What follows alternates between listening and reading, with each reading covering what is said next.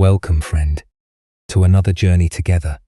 We are so glad you've chosen to spend your time with us. Tonight, we will explore profound insights, long whispered through generations of Zen masters, designed to quiet the ceaseless noise of the mind and usher in deep restorative peace. Feel free to share what time it is and where you are listening from.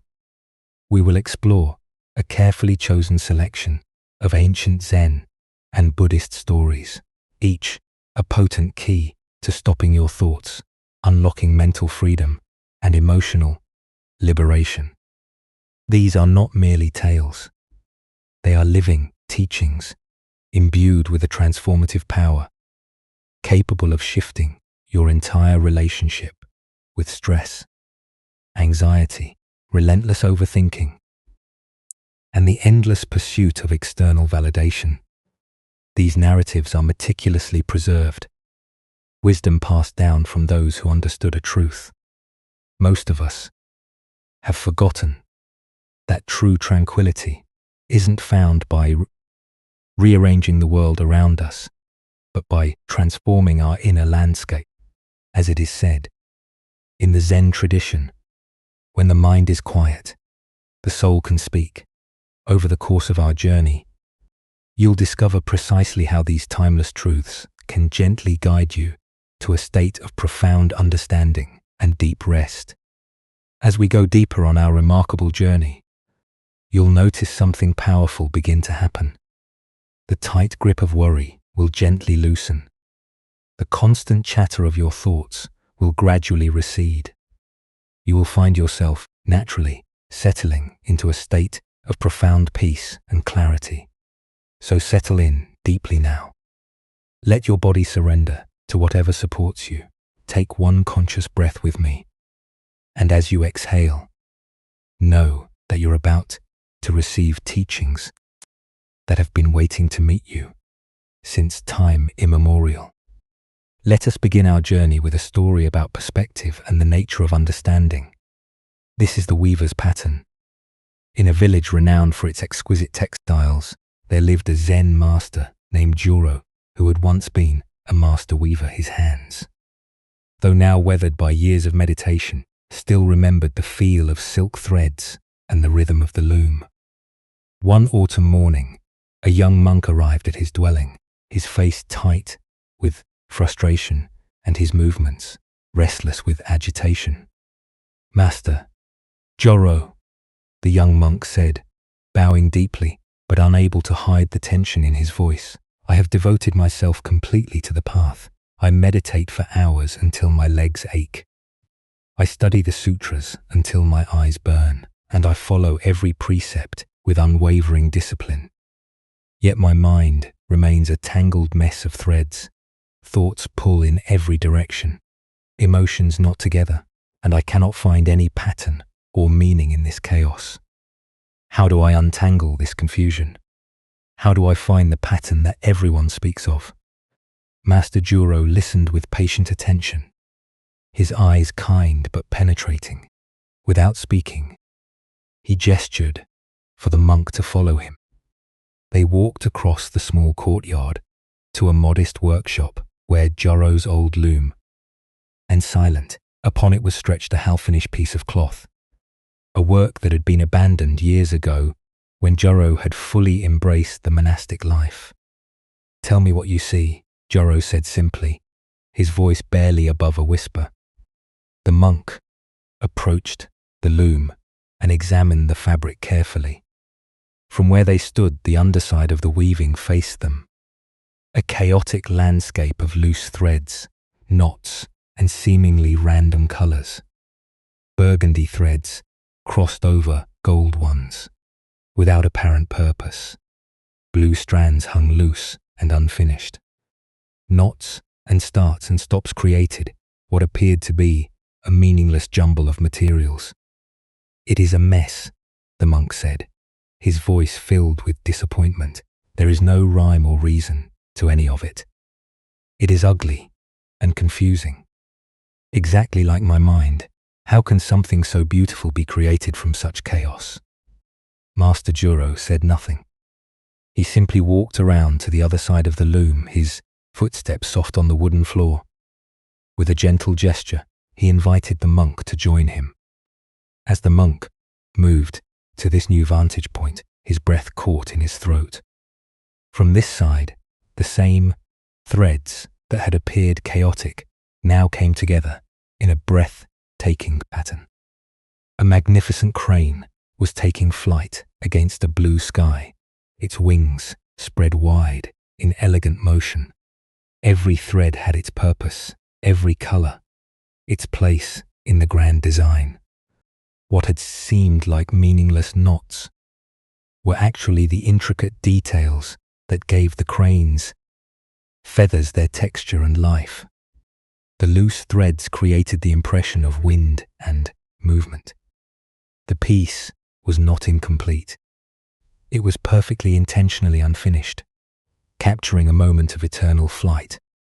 Master Juro placed a gentle hand on the monk's shoulder. "The mind is not a problem to be solved," he said softly, his words carrying the weight of years of understanding. "It is a pattern to be seen from a different side. The Buddha once said, 'Everything we are is the result of what we have thought. The mind is everything, what we think we become.'" What emerges from this story is our fundamental misunderstanding about the nature of consciousness and the spiritual path. We assume that enlightenment means eliminating the apparent chaos of our mental experience, when in truth it means discovering the inherent pattern that was always there. Why do we struggle so intensely with what we perceive as mental confusion? Zen Buddhism reveals that our suffering comes not from the thoughts themselves, but from our perspective on them.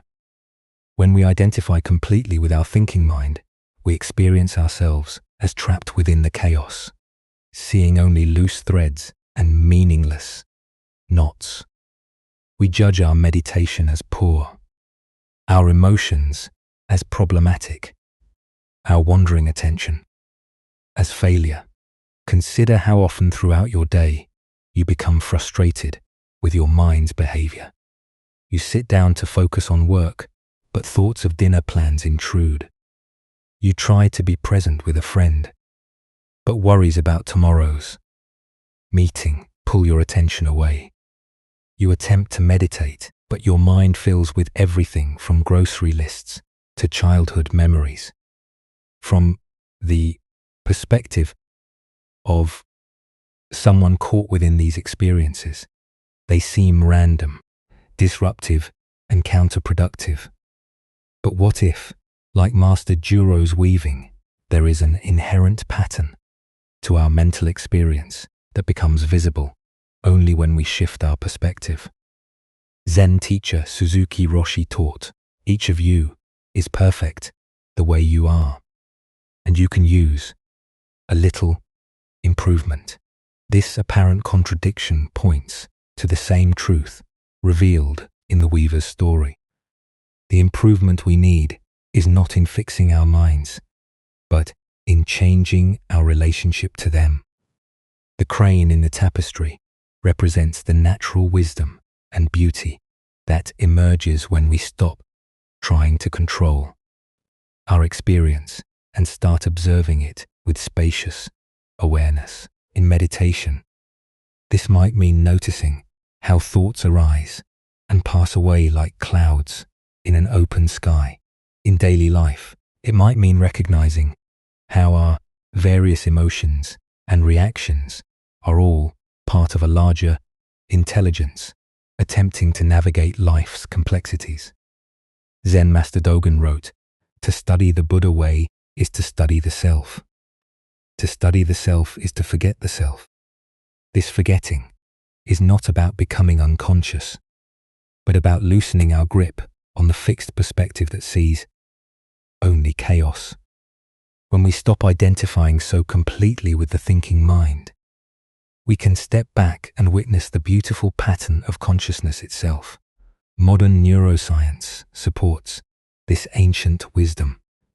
What we experience as random thoughts are actually the brain's incredibly sophisticated processes of memory, consolidation, problem solving, and creative synthesis happening below the threshold of conscious control, the default mode network that becomes active during rest and meditation is not malfunction. It's the mind's natural pattern of integration and healing. Tonight, as you settle into the quiet of sleep, let your thoughts be like the threads on Master Juro's loom. Instead of trying to control or organize them, simply observe them from a different perspective. Allow your mind to shift from the chaotic unaside to the peaceful overview, where all thoughts find their natural place.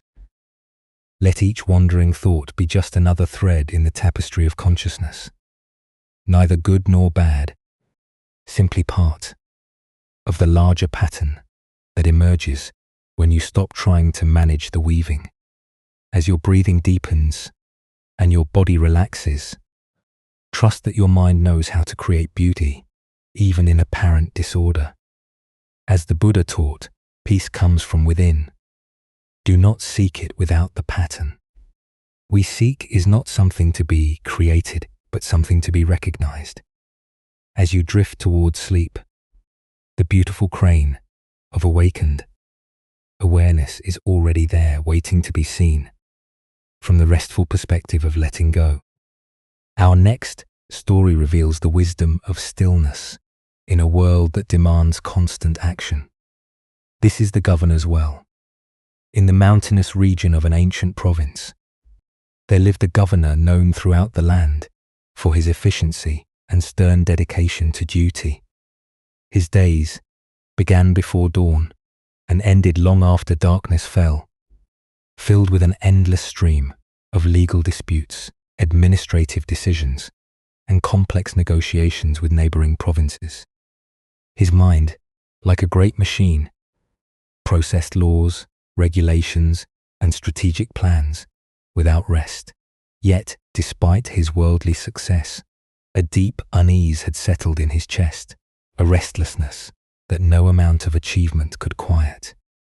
Word had reached him of a wise hermit who lived in simplicity, high in the mountains, far from the concerns of governance and politics. Driven by curiosity and a growing desperation for peace, the governor decided to make the difficult journey to seek this mysterious teacher. After a steep climb along narrow paths, he found the old man sitting beside a simple stone well, so still he might have been carved from the same rock. "Old man," the governor said, his voice carrying the authority he was accustomed to using, "I have traveled far to see you. I bear the weight of thousands of citizens on my shoulders. My mind is never quiet. It is always full of laws that need writing, disputes that need settling, and plans that need implementing. Every decision affects countless lives, and I have no peace, day or night.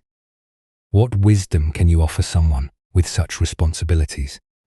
The hermit looked up with eyes that seemed to hold the depth of still water. Without speaking, he picked up a wooden bucket that sat beside the well, attached it to a rope, and lowered it slowly into the depths. When he drew it up, the water inside was crystal clear and perfectly still. The surface was like polished glass, undisturbed by even the slightest ripple. "Look," the hermit said simply, gesturing toward the bucket. The governor approached and peered into the water. There, reflected with perfect clarity, was his own face, but he hardly recognized it. The features that looked back at him were deeply lined with tension, the eyes surrounded by shadows of exhaustion, the mouth tight with the constant pressure of decision-making. He saw perhaps for the first time the true cost of his relentless mental activity. Then, without warning, the hermit picked up a stick and began stirring the water vigorously. The clear surface transformed into a swirling, muddy chaos. Sediment rose from the bottom, creating a turbulent brown cloud that made the water completely opaque. The governor's reflection disappeared entirely, replaced by a churning mass of disturbed earth and water. "Now," said the hermit, setting down the stick and looking directly at the governor, "find your reflection." The governor stared intently at the turbulent water, leaning closer and adjusting his position, trying every angle to catch a glimpse of his image. "It's impossible," he said finally, frustration creeping into his voice.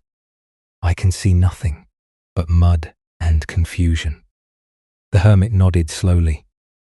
"You come to me seeking peace, yet you spend your days stirring the water of your mind. You add more laws when existing ones would suffice, more plans when simpler solutions exist, more thoughts when fewer would serve better.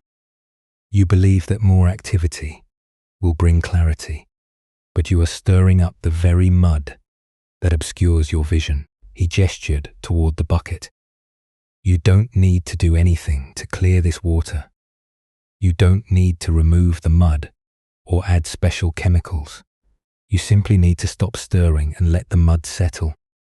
Buddha's wisdom reminds us meditation brings wisdom. Lack of meditation leaves ignorance. Know well what leads you forward and what holds you back. The heart of this lesson lies in understanding the difference between productive action and the frantic mental activity that clouds our judgment. Why do we become so addicted to stirring the water of our minds? Zen Buddhism points to our deep conditioning that equates busyness with importance and mental activity with intelligence.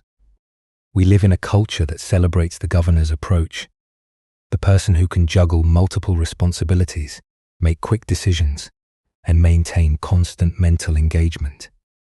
Yet, this very approach often prevents us from accessing the clear seeing that enables truly wise action. Look deeply at your own experience. How often do you add unnecessary complexity to simple situations? When facing a challenge at work, do you immediately begin generating multiple backup plans, contingency strategies, and elaborate solutions? When someone says something that upsets you, does your mind immediately begin crafting responses, analyzing their motives, and rehearsing future conversations? Each of these mental activities is another stick, stirring the water. The governor represents the part of us that believes we must think our way to peace. We analyze our problems, strategize solutions, and mentally rehearse outcomes, assuming that more mental processing will lead to clarity. But as Zen teacher John Kabat-Zinn observes, you can't stop the waves, but you can learn to surf. The waves of thoughts and responsibilities will continue, but we can learn to stop adding to their turbulence. The clear reflection in the still water represents our natural wisdom, what Zen calls beginner's mind or Buddha nature. This clarity is always present beneath the surface turbulence, but it can only be accessed when we stop stirring. In practical terms, this might mean taking 3 conscious breaths before responding to a difficult email, sitting quietly for 5 minutes before making an important decision, or especially relevant for those listening at bedtime, simply pausing to ask, what mental activity am I adding right now that isn't necessary for rest? As we prepare for sleep, we can practice letting our thoughts settle naturally, like sediment in still water, rather than engaging with every worry or plan that arises. The Buddha said, "Nothing can harm you as much as your own thoughts unguarded." Our greatest challenges often come not from external circumstances, but from our mental reactions to those circumstances. The governor's real problem wasn't the complexity of his responsibilities. It was his inability to access the clear seeing that would allow him to handle them skillfully. Zen practice offers what might be called wise non-action. This doesn't mean becoming passive or irresponsible, but rather learning to act from stillness rather than agitation. When the water of the mind is clear, we can see situations accurately and respond appropriately.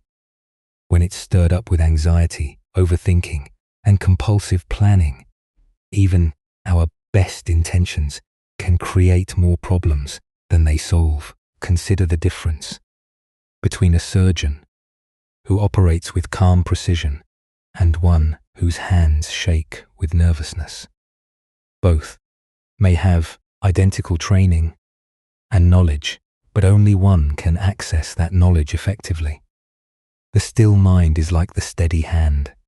It allows our wisdom and skills to function optimally. Tonight, as you prepare to release the day's responsibilities and tomorrow's concerns, remember the hermit's wisdom about letting the water settle.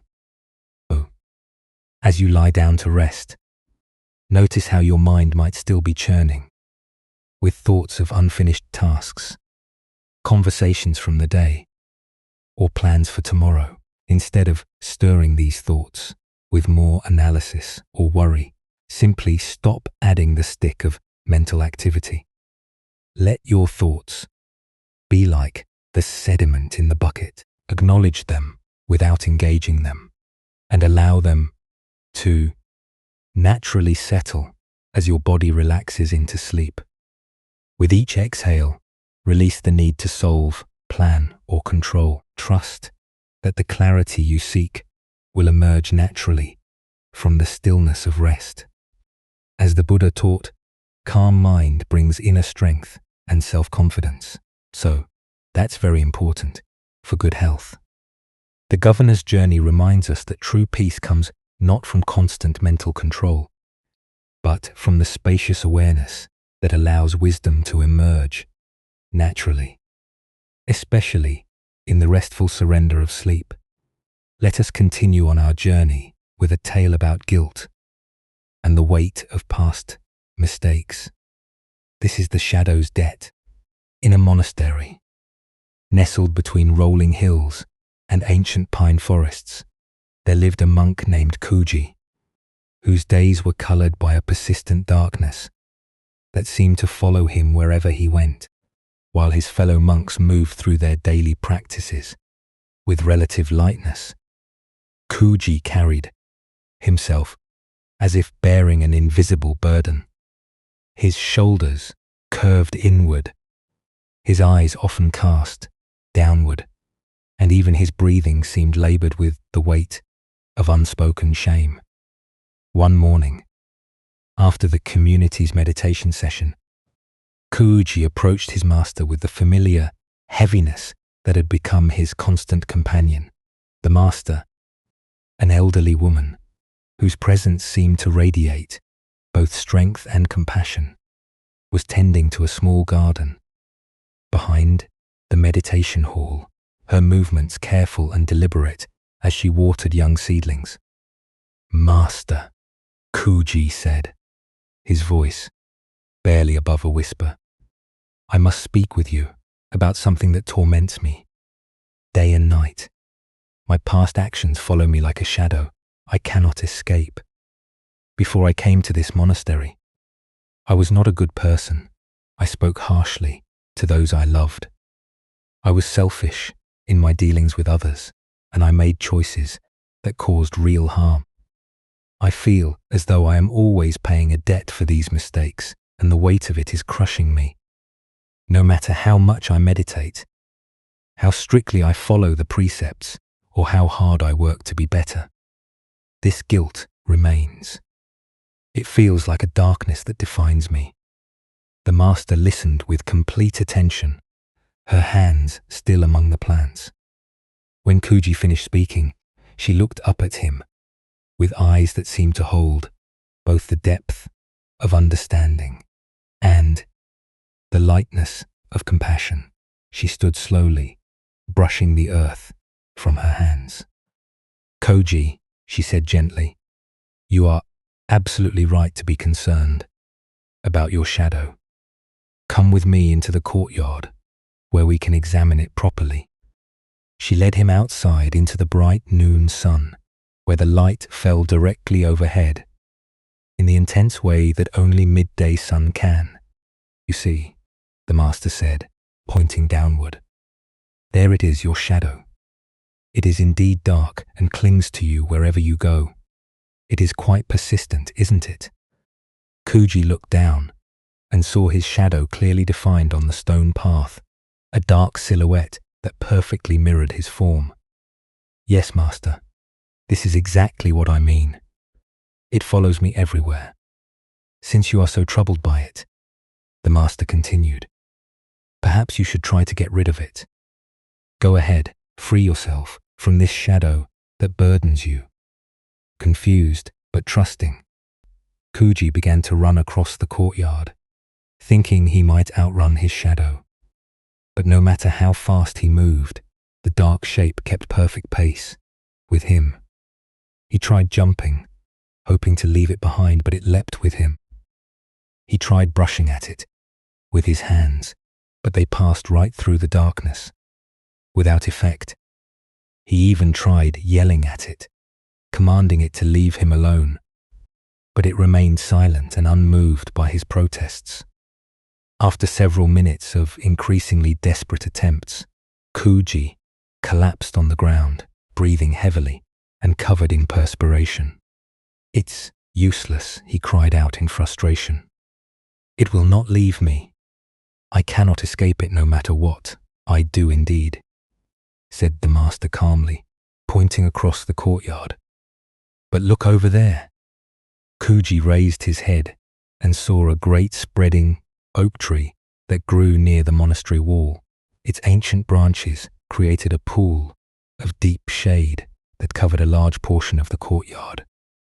Go stand beneath that tree, the master instructed, still breathing hard from his futile efforts. Kuji walked over and positioned himself in the shade of the massive oak. He looked down, expecting to see his shadow as clearly as before, but it had completely vanished. The shadow of the tree was so large and encompassing that his own small shadow had been absorbed into it entirely. In the greater darkness, his personal shadow simply disappeared. You see, Kuji, the master said, joining him under the tree. You cannot erase your shadow by fighting it, denying it, or running from it. Your shadow, like your past, is an inseparable part of who you are in the light. But you can choose to stand in a greater shade, as the Buddha observed. Hatred does not cease by hatred, but only by love. This is the eternal rule. This ancient wisdom illuminates the futile cycle of fighting our own darkness with more darkness. The greater shade that the Master speaks of is not the denial of our past mistakes, but the embrace of a larger compassion that can hold both our light and shadow. Why do we struggle so intensely with guilt and shame over our past actions? Zen Buddhism recognizes that guilt, while appearing to be a moral response, often becomes a form of self-centeredness, a way of making our past mistakes all about us, rather than learning from them and moving forward. When we become identified with our guilt, we create what might be called a shadow identity, defining ourselves primarily by our worst moments, rather than our full humanity. Consider how guilt actually functions in your daily life. Perhaps you spoke harshly to your child last week, and now every interaction is colored by self-reproach. Maybe you made a professional mistake months ago and you still replay it mentally, analyzing what you should have done differently.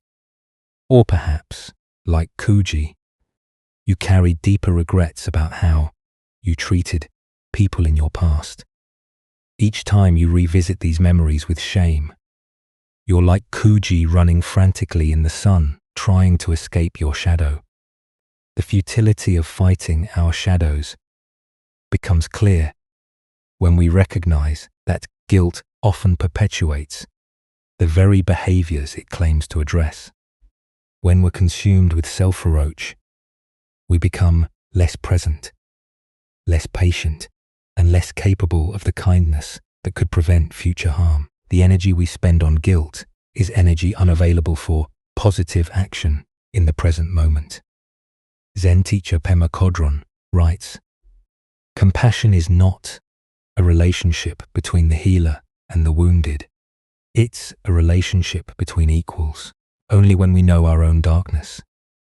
The great oak tree in the story represents this larger compassion, the recognition that all human beings struggle with imperfection, that making mistakes is part of the human condition, not a personal failing that defines us.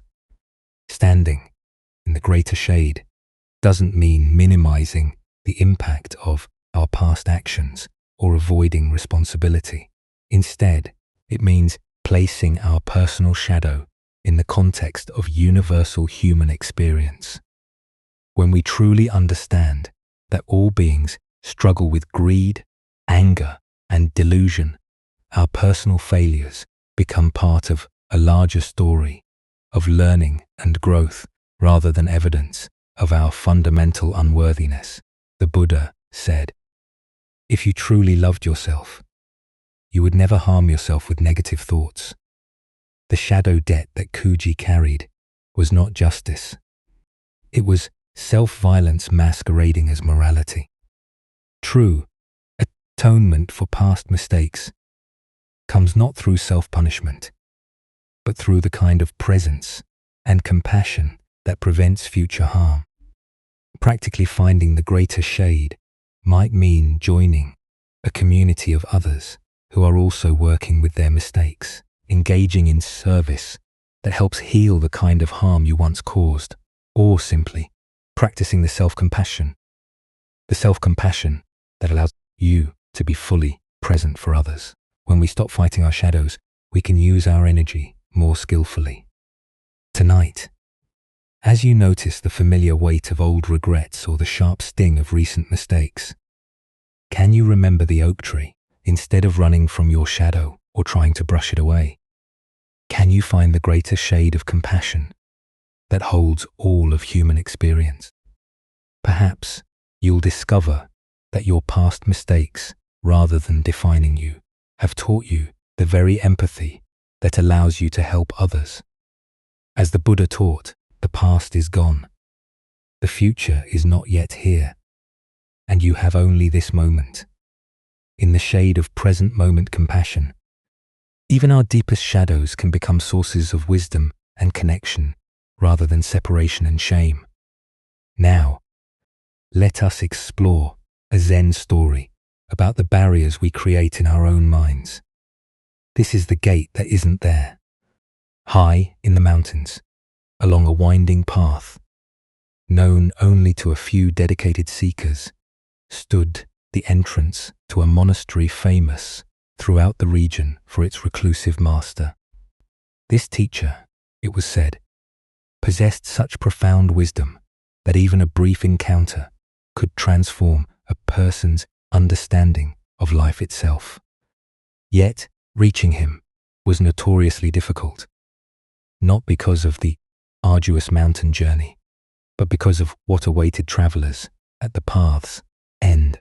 The way terminated at a magnificent, imposing gate that rose 15 feet high and was constructed of dark polished wood bound with iron. The gate was set perfectly between two massive limestone walls that extended in both directions, creating what appeared to be an impenetrable barrier. Intricate carvings covered every inch of the gate's surface. Dragons, phoenixes, and swirling clouds that seemed to move in the shifting mountain light. Most remarkable of all, the gate appeared to have no visible means of opening. There was no handle, no latch, no keyhole, and no apparent mechanism that might allow entry. For months then, years, seekers would arrive at this gate with high hopes and profound dedication. They would sit before it in meditation for days at a time, examining every detail, running their hands along its surface, searching for hidden mechanisms or secret passwords. Some tried to decode the meaning of the carvings, believing them to be a puzzle that once solved would grant access. Others attempted to push against the gate with all their physical strength, thinking that raw determination might force it open. Many brought tools from the village below, trying to find weaknesses in the wood or ways to climb over the stone walls. The desperate lengths to which people went became legendary. Some fasted for weeks, believing that hunger might reveal spiritual insights about opening the gate. Others chanted mantras for days, hoping the right combination of sounds would trigger a response. A few even attempted to dig beneath the walls, only to discover that the stones extended deep into the mountain bedrock. Most eventually gave up and returned home, frustrated and defeated, convinced that they lacked some essential quality or knowledge required for entry. They would tell others that the monastery was impossible to reach, that the master was probably a myth, and that the whole journey was an elaborate deception. One crisp autumn morning, a young traveller arrived at the gate, unlike many who had come before him, with elaborate plans and sophisticated equipment. He carried only a simple walking stick and a small bag of provisions. He had heard the stories of the impossible barrier, but something in his approach was different from the beginning. After studying the magnificent gate for exactly one day, not weeks or months, he simply sighed with what seemed like gentle acceptance rather than frustration. He stood up, brushed the dust from his robes, and began walking, bent. But instead of turning back down the mountain path in defeat, he walked 20 paces to the left, where the massive stone wall simply ended. He walked around it. On the other side, he found the master sat quietly beneath a flowering cherry tree, as if he had been waiting for this moment all along. The master's eyes held a gentle amusement, the kind of expression one might have when watching a child solve a puzzle that had seemed impossibly complex. "You spent a long time looking at the gate," the master said, his voice carrying both warmth and gentle humour. The young traveller sat down across from him, setting his walking stick aside. "I was admiring the craftsmanship," he replied with equal lightness. "It truly is a work of art, but a gate is only a gate if you decide it is the only way through." As the Buddha understood, the greatest revelation is stillness. What emerges from this story is our tendency to create elaborate obstacles where simple solutions exist. The gate represents all the barriers we construct in our minds, the complex problems we create through overthinking, the impossible standards we set for ourselves, and the belief that spiritual progress must be difficult to be authentic. Why do we become so mesmerized by gates that aren't actually blocking our path? Zen Buddhism points to several patterns of mind that create this phenomenon. First is our conditioning that valuable things must be hard to obtain. We assume that if something is truly worthwhile, whether it's enlightenment, love, success, or happiness, it must require extraordinary effort, sacrifice, or special knowledge to achieve. Second is what might be called problem fascination, the mind's tendency to become so absorbed in analyzing a difficulty that we lose sight of alternatives. Like the seekers who spent months studying the gate's carvings, We can become hypnotized by the complexity of our challenges, convinced that the solution must be equally complex. Third is our attachment to specific outcomes and methods. The travelers assumed that the gate was the only legitimate entrance, just as we often assume that our problems must be solved in particular ways. We might spend years trying to fix a difficult relationship through the same ineffective communication patterns, or attempt to find career satisfaction by climbing a ladder. That's leaning against the wrong wall. Look deeply at your own experience. What gates are you sitting before, convinced they must be opened through force, cleverness, or endurance? Perhaps you're struggling to force yourself to love a job that fundamentally doesn't suit you, instead of exploring different career paths. Maybe you're trying to make peace with a family member through increasingly elaborate conversations rather than simply accepting the relationship as it is. Or possibly you're attempting to achieve inner peace through complex spiritual practices while overlooking the simple awareness available in this moment. Zen teacher Alan Watts often spoke about what he called the backwards law, the idea that the more we try to force something, the more it eludes us. The magnificent gate in our story represents this perfectly. The more elaborate the seeker's efforts became, the further they moved from the simple solution that was always available. The young traveler's approach offers a different way of engaging with obstacles. Instead of assuming that barriers are meant to be overcome through force or cleverness, he remained open to the possibility that they might be invitations to find another way. His willingness to walk around the wall represents what Zen calls don't know mind, the humble recognition that our first assumptions about how things work might be incorrect.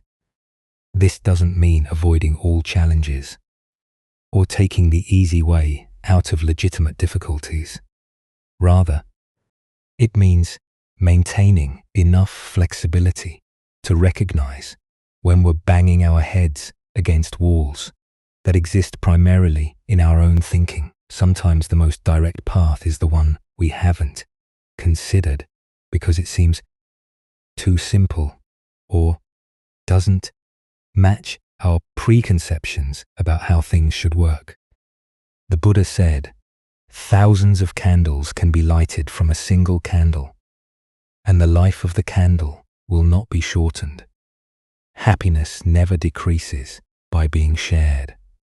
Often the gates we struggle to open alone simply dissolve when we're willing to walk around them with the humility to ask for help, try a different approach, or abandon our attachment to solving things in a particular way. Tonight, as you consider the challenges currently facing you, can you remember the young traveler?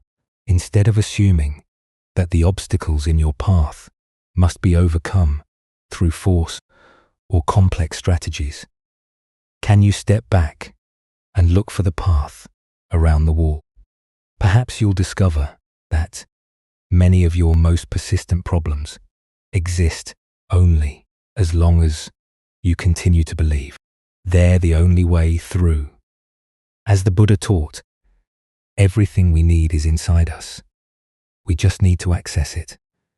The gate that seems to block our way is often nothing more than our own belief that it's the only path forward. True wisdom lies not in becoming better at opening impossible gates, but in developing the flexibility to walk around them.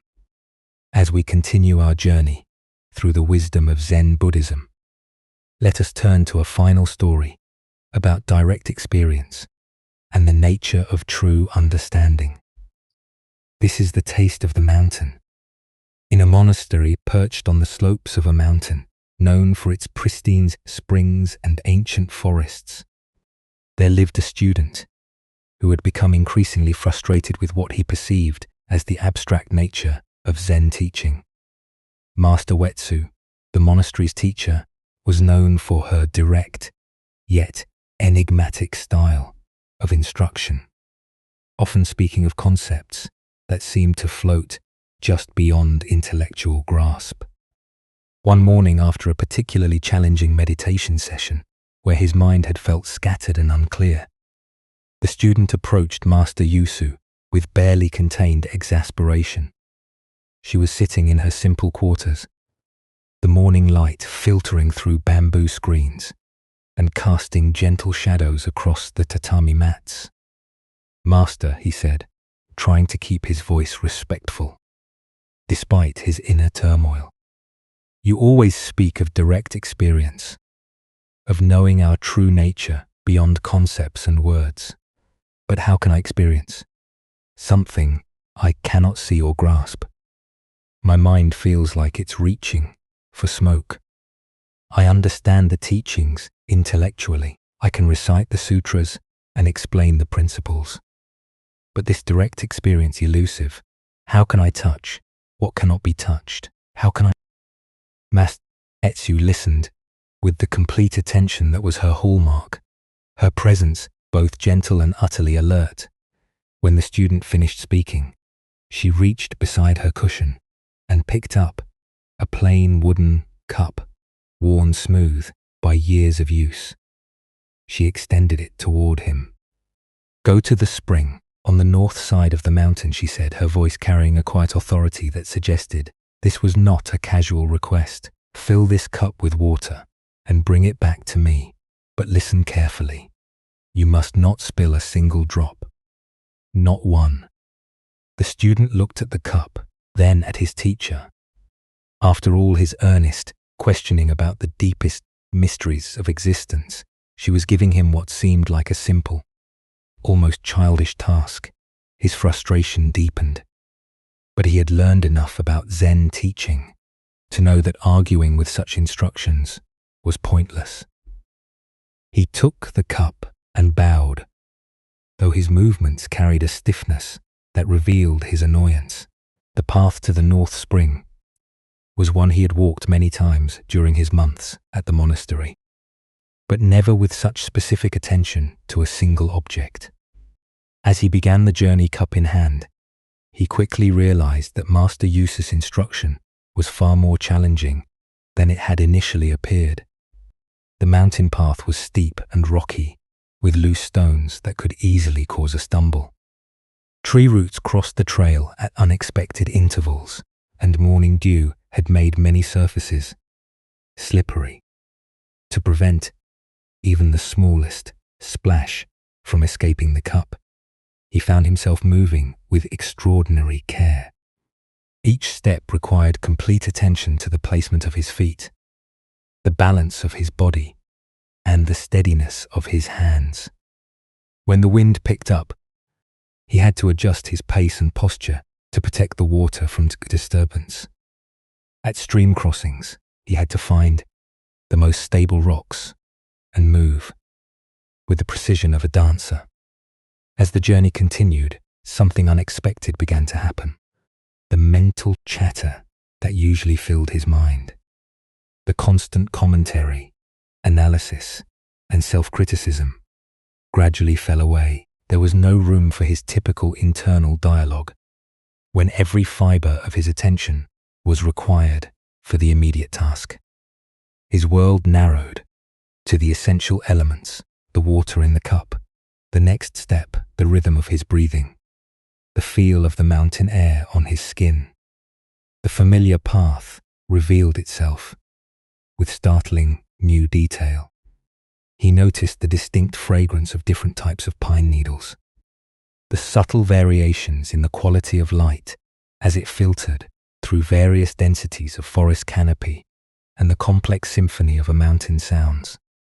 Bird calls, rustling leaves, the distant murmur of streams, and the soft crunch of earth beneath his feet. The water in the cup seemed to carry the stillness of the mountain itself, and maintaining its perfect level required him to embody that same quality of peaceful alertness. When he finally reached the spring hours later, his legs ached with fatigue, but his mind had achieved a clarity he had never experienced before. The simple act of filling the cup became a meditation in itself. Watching the clear water rise, feeling its coolness, ensuring no drop was lost. The return journey required the same exquisite attention, the same complete presence. When he finally arrived back at Master Yusuf's quarters, the sun was beginning to set, casting long shadows across the monastery grounds. He was physically exhausted, but filled with a strange, vibrant calm. He approached his teacher and carefully presented the cup, its contents still perfectly full. "Master," he said, his voice now carrying a different quality than it had that morning, "I have brought the water, as you requested." Master Wetsu looked at the cup, but made no move to take it. "I am not thirsty," she replied with the hint of a smile. "But tell me, what did the mountain taste like?" The student opened his mouth to answer, but stopped before any words emerged. In that moment, he realized that his question about direct experience had been answered not through explanation, but through embodiment. In his intense focus on preserving the water, he had somehow tasted the mountain itself, not with his mouth, but with his entire being. He had breathed its air so consciously that it became part of him, felt its texture so completely that the boundaries between observer and observed had dissolved and moved through its landscape with such presence that he had become temporarily inseparable from the environment itself. He bowed deeply to Master Yusu, understanding flooding through him like the spring water that had filled his cup. Buddha's wisdom reminds us, do not believe in anything simply because you have heard it, but after observation and analysis. When you find that anything agrees with reason and is conducive to the good and benefit of one and all, then accept it and live up to it. The deeper teaching here shows us that authentic spiritual understanding cannot be transmitted through words alone, but must be lived directly through our complete engagement with present experience. Why do we struggle so persistently with the gap between intellectual understanding and direct realization? Zen Buddhism reveals that our thinking mind, while useful for many purposes, can become a barrier to immediate experience when we try to use it to grasp what can only be known through direct participation. We attempt to understand the taste of water by analyzing its chemical composition, or comprehend the beauty of music by studying acoustic theory, missing the simple reality that some knowledge can only be accessed through direct engagement. Look deeply at your own relationship with experience. How often do you find yourself standing at the edge of life, analyzing and thinking about participation rather than simply participating?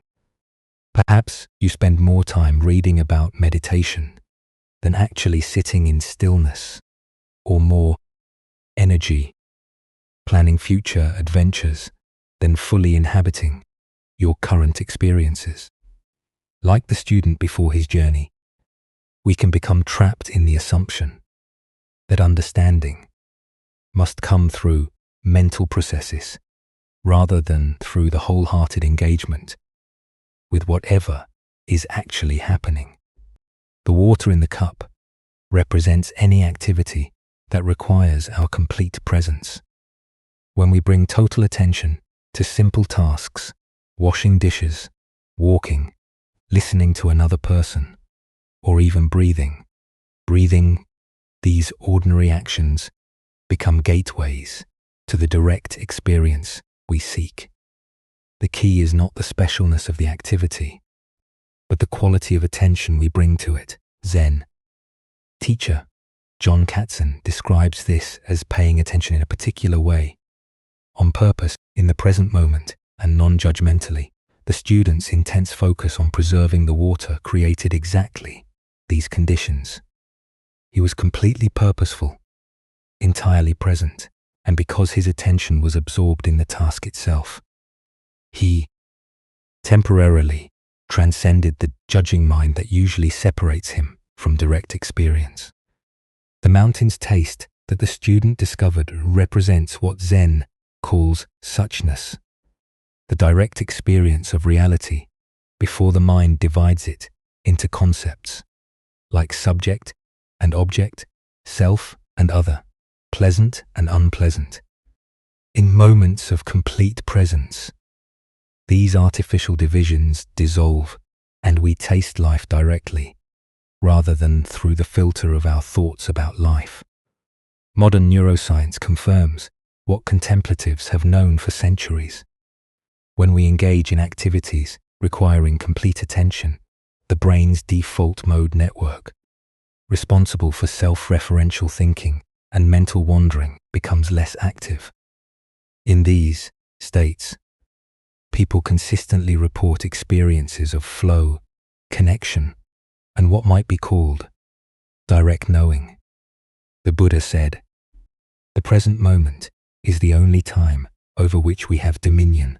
Each moment offers us the same opportunity the student received to taste reality directly through complete engagement with what is actually happening, rather than our thoughts about what is happening." Tonight, as you prepare for sleep, can you remember the student's cup? Instead of thinking about your day or planning tomorrow, can you bring complete attention to the simple experience of resting?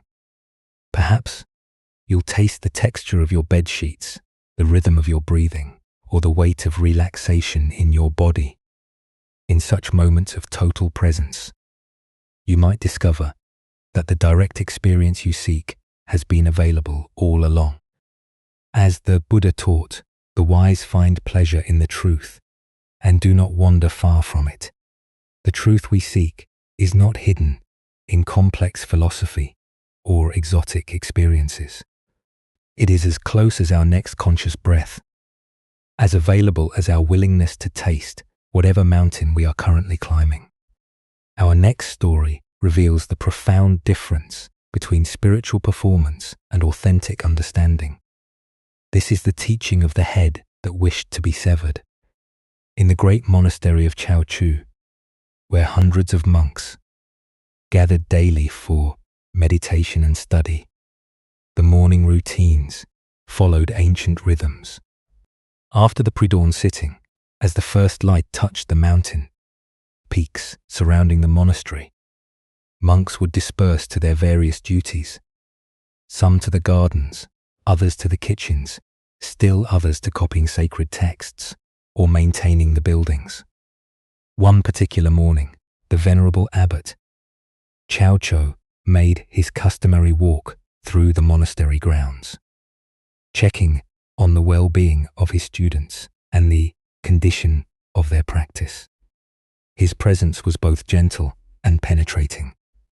Monks never knew when their most casual words might become profound teachings, or when their deepest spiritual insights might be revealed as mere intellectual concepts.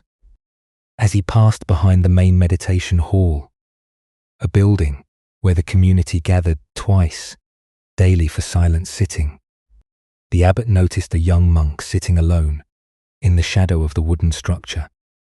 The monk appeared to be engaged in some form of practice, though he was apart from the scheduled community activities. "Brother," Chao called softly, approaching with the quiet steps that had become second nature through decades of mindful walking. "Where have all the virtuous ones gone?" The question seemed simple enough, almost like casual conversation. But those familiar with Chao Cho's teaching style recognized the subtle depth in his inquiry. Was he asking about physical location, spiritual attainment, or something else entirely? The young monk looked up with an expression of confident understanding. He had been at the monastery for several years and prided himself on grasping the essential points of Zen teaching. This seemed like an opportunity to demonstrate his comprehension of the Dharma. "They have all gone to work," the monk replied, matter-of-factly, gesturing toward the various parts of the monastery, where his brothers were engaged in their daily tasks. His tone suggested that the answer was obvious. Virtuous people naturally engage in productive activity rather than sitting idle. What happened next shocked the young monk completely. Without warning, Chao reached into the folds of his robe and produced a sharp knife, its blade gleaming in the morning sunlight. But instead of threatening the monk, the abbot did something far more unsettling. With complete calmness, Chou stretched out his own neck, exposing his throat to the blade, and handed the knife to the bewildered young monk. His voice remained gentle and conversational, as if he were making the most reasonable request in the world. "My responsibilities as abbot are many and demanding," he said, with apparent sincerity. "I wonder if you could please cut off my head for me. It would be such a help in managing my duties." The young monk's eyes widened in horror. His hands trembled as he stared at the knife, now in his possession, and the exposed neck of his revered teacher.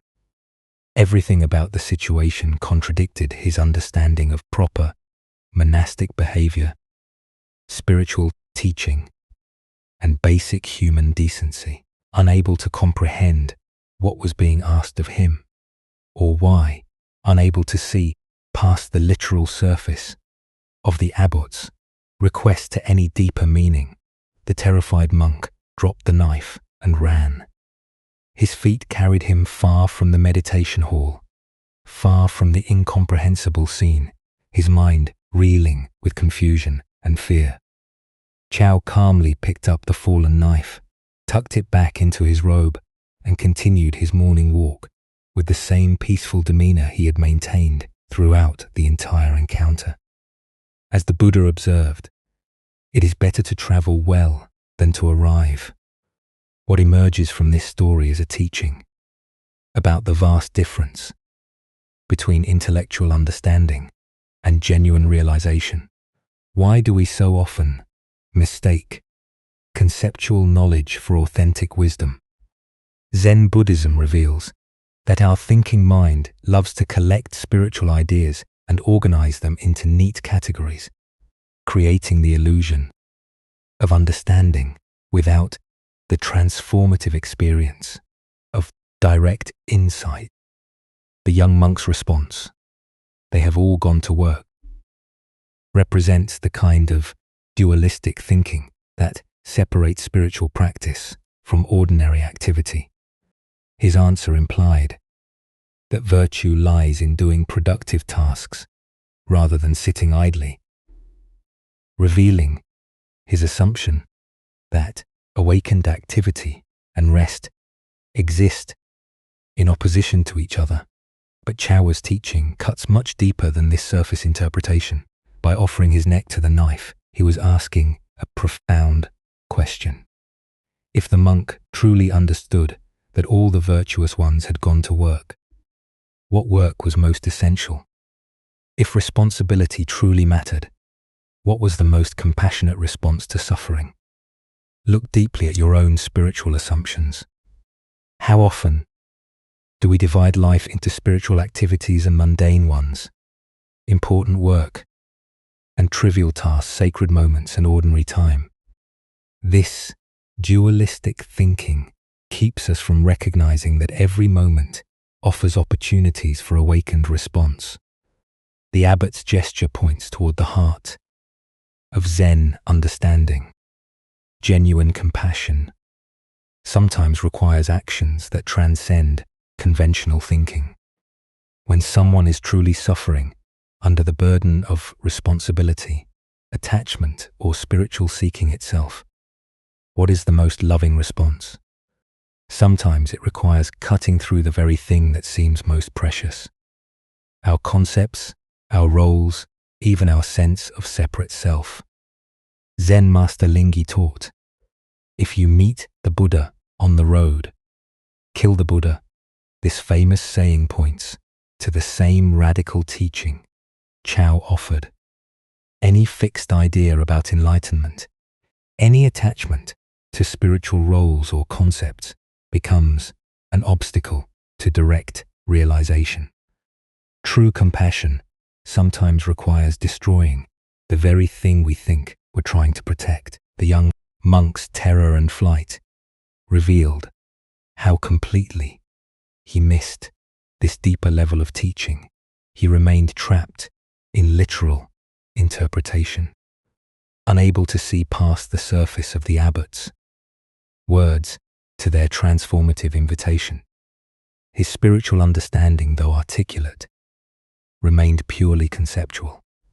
Consider your own relationship to spiritual responsibility and helping others.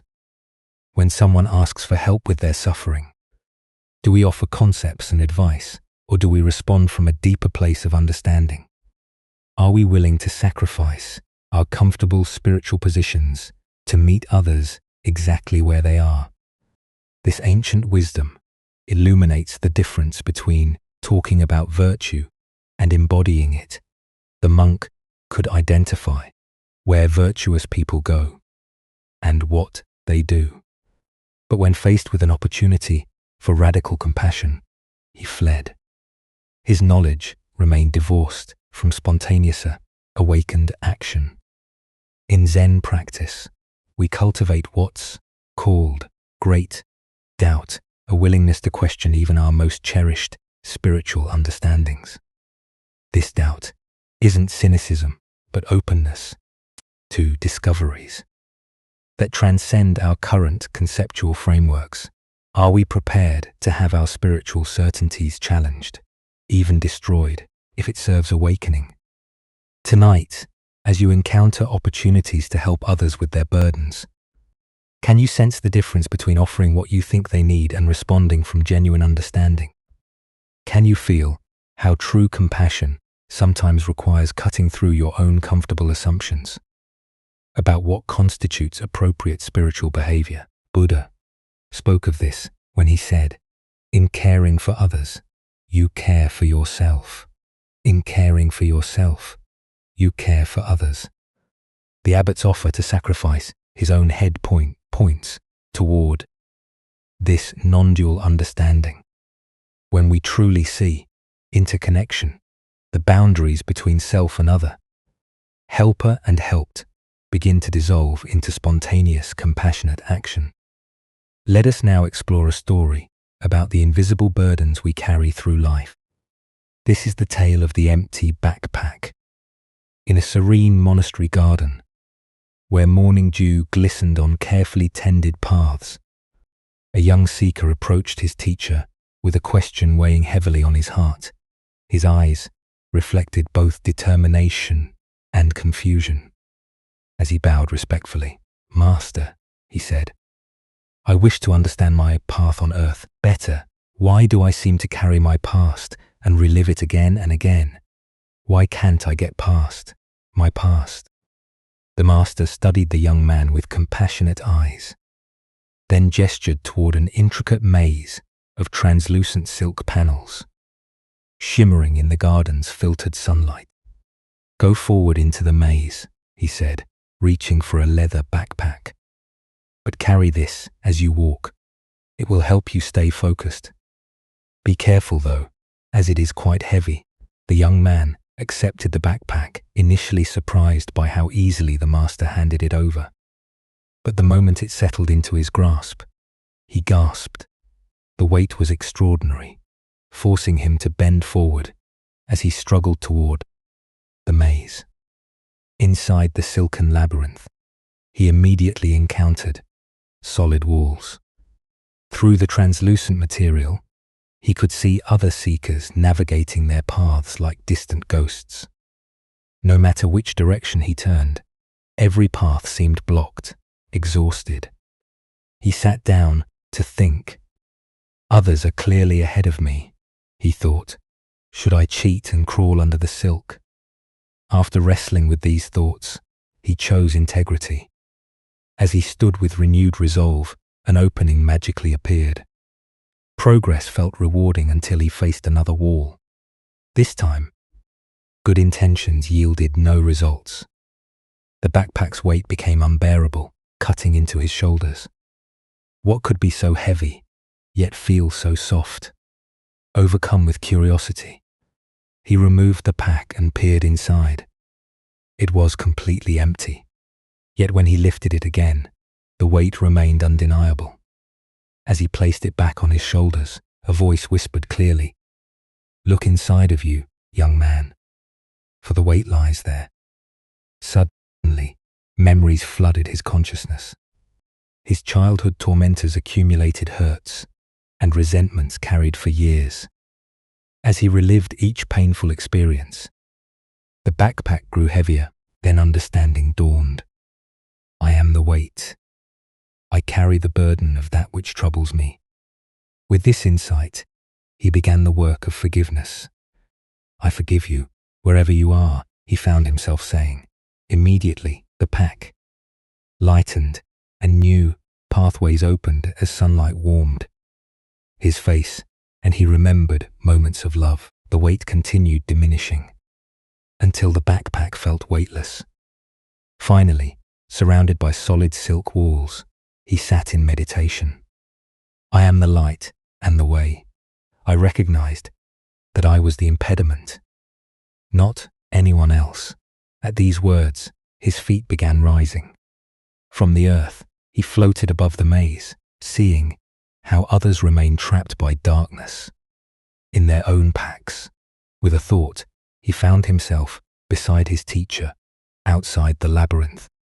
"Master," he said, his face radiant, "I discovered that my darkness caused my weight, and my lightness freed me to fly."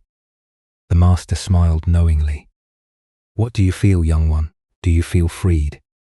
Without waiting for an answer, he walked away. Buddha's wisdom reminds us, holding on to anger is like grasping a hot coal with the intent of throwing it at someone else. You are the one who gets burned. This ancient teaching illuminates the profound truth revealed in the empty backpack story. We are the creators of our own burdens. What emerges from this tale is recognition that our past does not imprison us. Our relationship to our past does. The young seeker discovered that suffering came not from what others had done, but from his unwillingness to release those experiences. The empty backpack represents the invisible weight of unprocessed emotions and unhealed wounds we carry through life. Why do we cling so tenaciously to our pain? First is our identification with wounds. We derive identity from grievances, thinking I am someone who was wronged rather than I experienced wronging, but I'm not defined by it. Second is our addiction to the familiar. Even painful emotions can come comfortable because they're known. Third is our misunderstanding of forgiveness, believing it means condoning harmful behavior rather than freeing ourselves from resentment's prison. Consider how this plays out daily. The colleague who received credit for your idea still triggers anger. The parent who criticized you decades ago still influences your self-talk. Each is an invisible item in your backpack, weighing you down. Zen teacher Jack Cornfield taught, forgiveness is giving up all hope of having had a different past. We cannot change what happened, but we can change our relationship to what happened. The energy spent maintaining grievances could be redirected toward creating the life we actually want. The floating represents lightness available when we release psychological burdens. This isn't about bypassing pain, but processing experiences fully and choosing freedom over familiarity, growth over grievance. Tonight, as you prepare for rest, What invisible weight might you be carrying? Perhaps it's time to examine what you've been holding on to and ask, does this serve my highest good, or is it time to set it down? As the Buddha taught, you yourself, as much as anybody in the entire universe, deserve your love and affection. The path to freedom begins with radical self-forgiveness and willingness to travel light through life's inevitable challenges. Let us continue on our journey through the wisdom of Zen Buddhism with a story about the phantoms we create with our own minds. This is the tale of the haunting that was no haunting at all.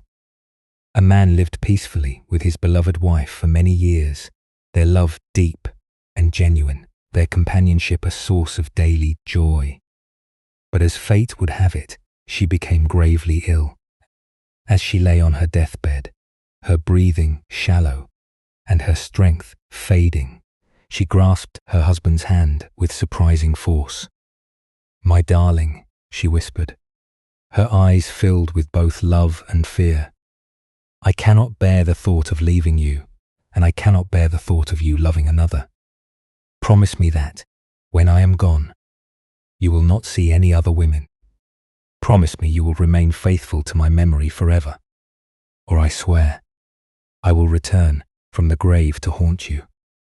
The husband, his heart breaking at her words and her impending departure, made the promise she demanded. What else could he do? In that moment of grief and love, he would have agreed to anything to ease her suffering and honor their bond for several months. But after her death, the widower kept his word. He avoided social gatherings, declined invitations, and turned away from any possibility of female companionship. His world became small and lonely, filled only with work and memories. But as time passed, and the sharpest edge of grief began to soften, he found himself drawn back into the world of the living. It was at a local market that he met her, a kind woman with gentle eyes and a warm smile. Despite his promise to his deceased wife, he found himself drawn to this new person. Conversations led to friendship. Friendship deepened into affection. And, eventually, despite his guilt and internal conflict, he fell in love again. The night he and his new love became engaged, his worst fears materialized. As he lay in bed, the room suddenly grew cold, and there before him stood the unmistakable figure of his dead wife. Her face was pale with anger, her eyes blazing with accusation.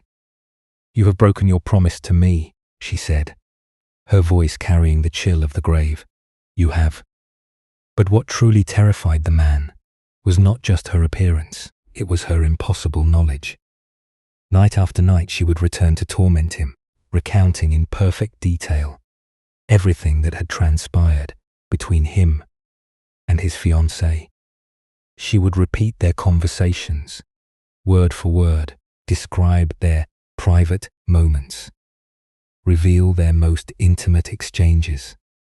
Nothing remained hidden from this ghostly presence. The haunting became so intense that the man could no longer sleep.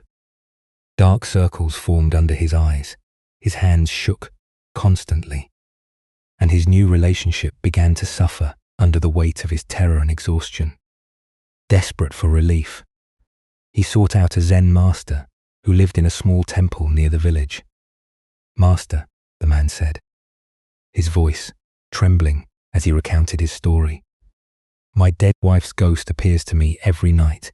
She knows everything I do, everything I say. She repeats our conversations exactly as they happened. I am being driven to madness." The old master listened carefully, stroking his beard thoughtfully. When the man finished his account, the master smiled knowingly. "This is indeed a very clever ghost," he said. "You should admire such supernatural wisdom, but I will tell you exactly what to do when she appears tonight." That evening, As the room grew cold and the familiar figure materialized, the man followed the master's instructions precisely. "You are truly a wise and all-knowing spirit," he said to the ghost. "You see everything I do and know everything I think, since you possess such incredible powers. And I can hide nothing from you. Surely you can answer one simple question for me. Ask your question." The ghost replied coldly. The man reached down to a large bag of beans that sat near his bedside table. He scooped up a handful and held his closed fist toward the apparition. "Tell me exactly how many beans I am holding in my hand right now." The ghost opened her mouth to speak, but no words came. Her form began to waver, becoming translucent around the edges. For the first time since her appearances began, she looked uncertain, even confused. I cannot," she stammered. And then, like morning mist touched by sunlight, she simply vanished. The ghost never returned again, and the man was finally free to live his life in peace. Buddha's wisdom reminds us, we are what we think, or all that we are arises with our thoughts. With our thoughts, we make the world. The deeper teaching here shows us how powerfully our minds can create seemingly real experiences from nothing but guilt, fear, and unresolved emotions. Why do we give such power to the ghosts of our own making? Zen Buddhism reveals that much of our suffering comes not from external forces, but from the phantoms we create through our own psychological patterns. The ghost in this story was nothing more than the man's own guilt and conditioning, projected outward and given form by his tormented mind. Consider how often in your own life you are haunted by voices that seem to know your every move, that judge your every decision, that remind you of promises you've broken or standards you failed to meet. These internalized critics often speak from our past, parents, teachers, former partners.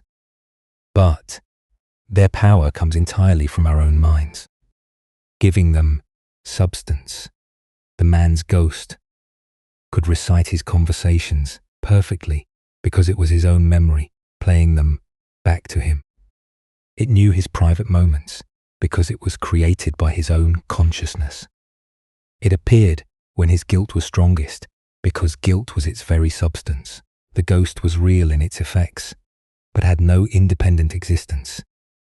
In Zen practice, we learn to distinguish between what is actually present and what our minds are adding to the situation. The man was genuinely in love with a new person, but his conditioning told him this was a betrayal. His deceased wife was genuinely gone, but his unprocessed grief and guilt kept her psychologically present. The master's solution was brilliant in its simplicity. By asking the ghost to know something that existed only in the present moment, something the man's own mind couldn't possibly know, he revealed the phantom's true nature. The beans in his hand were unknown, even to him, until he counted them. No amount of memory, guilt, or psychological projection could provide this information. Zen teacher Charlotte Juko Beck said, "Our thoughts are just thoughts. They're not necessarily true. They're not necessarily important, and they're not necessarily ours." The ghost's accusations felt absolutely real to the man, but they were simply thoughts and emotions given form by his own mental processes. Look deeply at your own experience. What ghosts do you carry that speak with impossible authority about your worth, your choices, your future?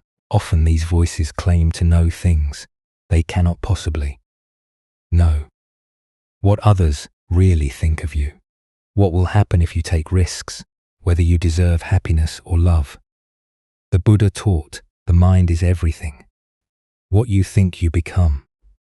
when we understand that we are constantly creating our experience through the stories we tell ourselves, we begin to see that we also have the power to question these stories, to test their validity, to challenge their authority over our lives. Tonight, as you notice the familiar voices of self-doubt, guilt, or fear arising in your mind, can you remember the man and his handful of beans? Can you find the courage to ask these internal critics to prove their supernatural knowledge by answering questions they cannot possibly answer? Can you recognize that the very thoughts that seem to know everything about you actually know far less than they claim? As the Buddha observed, doubt everything, find your own light. The ghosts that haunt us lose their power the moment we stop feeding them with our belief, the moment we see them for what they truly are, not supernatural visitations, but creations of our own minds that can be dissolved as easily as they were formed. As we continue our journey through the wisdom of Zen Buddhism, let us explore a story about contentment and the nature of desire. This is the stone-cutter's journey. High in the mountain villages, there lived a simple stone cutter who had discovered the secret of happiness without knowing it. Each dawn, he would climb winding paths to the quarries, his tools balanced across his shoulders. As he worked among the stones, he would sing old mountain songs that echoed across the valleys. Though he was poor by society's measures, living in a modest hut with few possessions, the stone-cutter desired nothing more than what he had. His simple life felt complete. The rhythm of his work, the beauty of the mountains, the satisfaction of honest labor. His heart held not a care in the world. One day he was called to work on the grand mansion of a wealthy nobleman. As he approached the estate, his eyes widened at the magnificence before him. Marble columns reached toward the sky. Gardens sprawled in perfect symmetry. For the first time in his life, the stone cutter felt the sharp pang of desire pierce his contentment. If only I were rich, he sighed. Then I would not have to earn my living in sweat and toil as I do now. To his amazement, a voice whispered from the stones, "Your wish has been granted. Henceforth, anything you desire will be given to you." He returned home that evening to find his humble hut replaced by a mansion as magnificent as the nobleman's. Overwhelmed with joy, he abandoned his tools and began enjoying the luxurious life of the wealthy. But one hot afternoon, gazing from his ornate window, he saw the king's royal procession. Passing by, the monarch sat in cool shade, surrounded by noble men and servants, appearing serene and powerful above the common heat. How I wish I were a king myself, he thought, and immediately found himself reclining in silk cushions within the royal carriage. But the carriage proved warmer than expected. Even through thick walls, the sun's heat penetrated relentlessly. "I wish I were the sun," he declared, and found himself sending waves of light and heat across the universe. As the sun, he felt magnificent and all-powerful, until thick storm clouds gathered, completely blocking his rays. "I wish to be a cloud." And so he became a massive storm cloud, glorying in his power to block the sun. But as he transformed into falling rain, he encountered an enormous rock that blocked his path completely. A mere rock more powerful than I. "I wish to be a rock." Suddenly, he stood tall upon the mountainside, feeling he had achieved true permanence. But soon, he heard chipping sounds at his base. Looking down, he saw a tiny human figure cutting chunks of stone away. A puny creature, more powerful than me. I want to be a man again. And so he found himself, once more a stone cutter, climbing familiar mountain paths. But now, something had changed. As He shaped stones and felt mountain breezes. His heart swelled with deep contentment. His song returned richer than before because he had learned to be content with exactly who he was. The Buddha once said, "Health is the greatest gift, contentment, the greatest wealth." This ancient wisdom illuminates the endless cycle of wanting that keeps us from recognizing the abundance already present in our lives. Why do we chase after different conditions, always believing happiness lies in the next transformation? Each desire fulfilled only reveals the next desire, creating an endless cycle of dissatisfaction. The stone cutter's journey reveals the futility of seeking happiness through external circumstances. Consider your own versions of this cycle. I'll be happy when I get promoted, only to discover new stresses. I'll be content with more money, only to find greater wealth brings new worries. Each achievement reveals the next mountain to climb. Zen teacher Suzuki Roshi said, "Each of you is perfect the way you are, and you can use a little improvement." This paradox points to the heart of contentment, the ability to fully accept what is while still engaging wholeheartedly with life's natural changes. The stone cutter's final transformation wasn't into something greater, but into appreciation for what he had always been. His work remained the same, but his relationship to life was completely transformed. Contentment isn't found in having different experiences, but in bringing different awareness to whatever experiences arise. Tonight, as you notice the mind's habitual reaching toward what's not here, can you experiment with the stone cutter's final wisdom? Can you find the song that emerges when you stop trying to be anything other than what you are? As the Buddha taught, contentment is natural wealth. Luxury is artificial poverty. The greatest transformation available isn't becoming something different, but recognizing the inherent completeness of what we already are. Now let us explore a story about the nature of genuine assistance and the goal of true teaching. This is the encounter between the psychiatrist and the Zen master.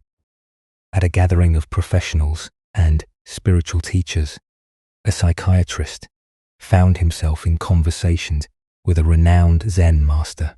The psychiatrist had built his career on helping people work through their psychological difficulties, analyzing their problems, and providing therapeutic interventions designed to improve their mental health and emotional well-being.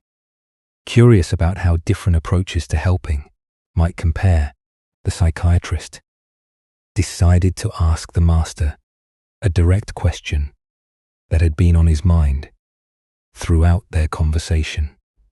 "I've spent years learning various techniques for helping people with their emotional and psychological struggles," the psychiatrist said. "I'm curious about your approach. Exactly. How do you help people?" The master listened to the question with the same calm attention he brought to everything, considering not just the words, but the assumptions underlying them. After a moment of thoughtful silence, he offered a response that was both simple and profound. "I get them to a place where they can't ask any more questions," the master replied. The psychiatrist paused, uncertain whether this was meant as a serious answer, or perhaps some kind of Zen riddle. "I'm not sure I understand," he said. "Surely, in any process of growth and understanding," the master smiled gently, "questions arise from the mind that believes it lacks something. When someone reaches the place where questions naturally cease, they have found what they were truly seeking all along. Buddha's wisdom tells us, doubt everything, find your own light. Yet this ancient teaching reveals a paradox. True finding comes not through endless questioning, but through arriving at a completeness where questions become unnecessary. Why do we assume that Helping people means providing answers to their questions when the deepest healing might involve dissolving the questioner itself. Zen Buddhism points to the possibility that many of our problems exist only because we continue to ask the questions that create and maintain them. The psychiatrist's approach, like that of most helping professions, focuses on analyzing problems, understanding their origins, and developing strategies for managing or resolving them. This method has value and can provide genuine relief for many forms of suffering. But the master's approach suggests something more radical, helping people transcend the very framework that generates their problems. Consider the endless questions that occupy your own mind. How can I be happier? Why do I keep making the same mistakes? What should I do with my life? How can I find meaning? Each question implies a questioner who lacks something, who needs something, who must figure something out. But what if the questioner itself is the source of the seeking? In Zen practice, we discover that many of our problems are maintained by the very effort to solve them. The mind that constantly asks, "How can I find peace?" is the same mind that disturbs the peace that is naturally present. The person who desperately seeks enlightenment may be reinforcing the very sense of separation that creates the feeling of being unenlightened. The master's method of getting people where they can't ask any more questions isn't about suppressing inquiry or promoting ignorance. Rather, it's about guiding people to a direct experience of completeness where questions naturally dissolve because there's nothing more to seek. Zen Master Bankai taught, the unborn Buddha mind can handle anything that comes up. When someone truly realizes their fundamental completeness, questions about how to be complete simply cease to arise. Problems don't need to be solved. They're recognized as temporary appearances in the vast space of awareness. This doesn't mean practical questions disappear entirely. What should I have for lunch? Or which route should I take to work? Are functional questions that serve practical purposes. The questions that cease are the existential ones that arise from a fundamental sense of lack or incompleteness. The Buddha said, "There is nothing to do, nothing to gain, nothing to lose." This teaching points to the same understanding the master was indicating. True help comes not from giving people more to do or figure out, but from helping them realize they are already what they seek. Look deeply at your own relationship with questions and seeking. How much of your mental energy goes toward trying to solve the problem of your life rather than living it? What would remain if you stopped asking the questions that assume something is fundamentally wrong or missing? The psychiatrist helps by analyzing and providing tools. The master helps by pointing to what needs no analysis or improvement. Both approaches can serve, but the master's method aims for the root rather than the branches, dissolving the seeker rather than satisfying the seeking. Tonight, as you notice the questions that typically occupy your mind, can you sense what lies beneath them? Can you find the space of awareness that exists prior to all questions? The completeness that needs no answers because it lacks nothing. As the Buddha observed, peace comes from within. Do not seek it without.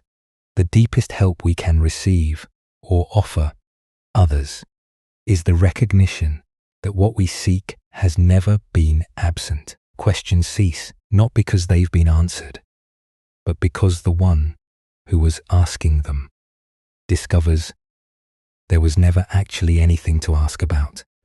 Let us now turn to a tale about the thin boundary between heaven and hell within our own hearts. This is the story of the samurai and the gates. In feudal Japan, a battle-hardened warrior named Nuiji sought out the renowned Zen Master Hakuin, the Samurai's armor bore the scars of countless conflicts, and his eyes carried the weight of a man who had seen too much violence. He approached the masters, simple dwelling with a question that had been burning in his mind since his last campaign. "Master Hakuin," Nubusha said, bowing stiffly in his heavy armor, "I have spent my life fighting for my lord, facing death countless times. Tell me truthfully, is there really a paradise and a hell awaiting us after death?" Hakuin looked up from his tea, studying the warrior with penetrating eyes. "Who are you to ask such a question?" he inquired calmly. "I am a samurai." "No, Bashik," replied with pride, straightening his shoulders. "I serve my lord with honor and have never retreated from battle." Hakuin's expression suddenly shifted to one of disdain. "You, a soldier," he exclaimed with a dismissive laugh. "What kind of ruler would have you as his guard? Look at yourself. Your face looks like that of a common beggar, weathered and crude.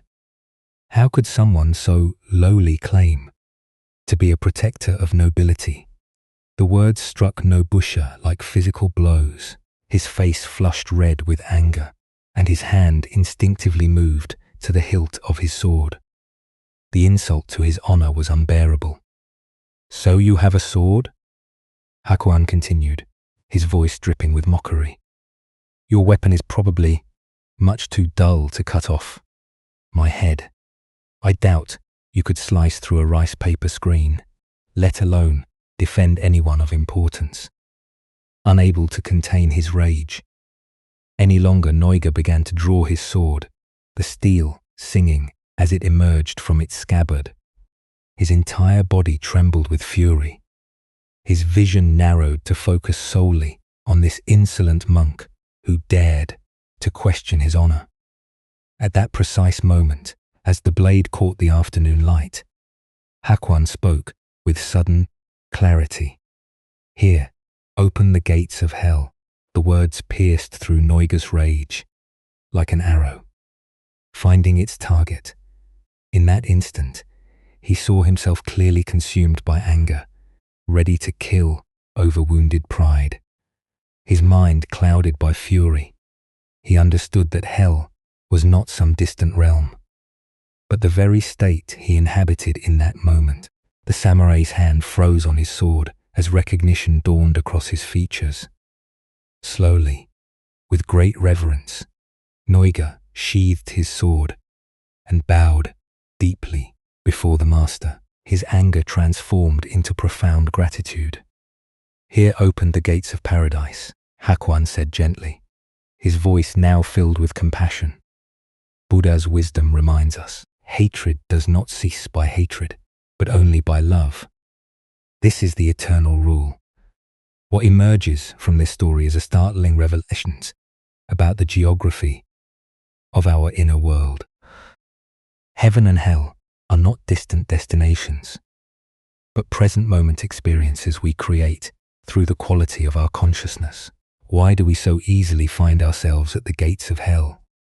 Zen Buddhism points to the three poisons that cloud our minds: greed, hatred, and delusion. When Noiga's pride was wounded, hatred arose instantly, transforming a peaceful afternoon into a realm of suffering.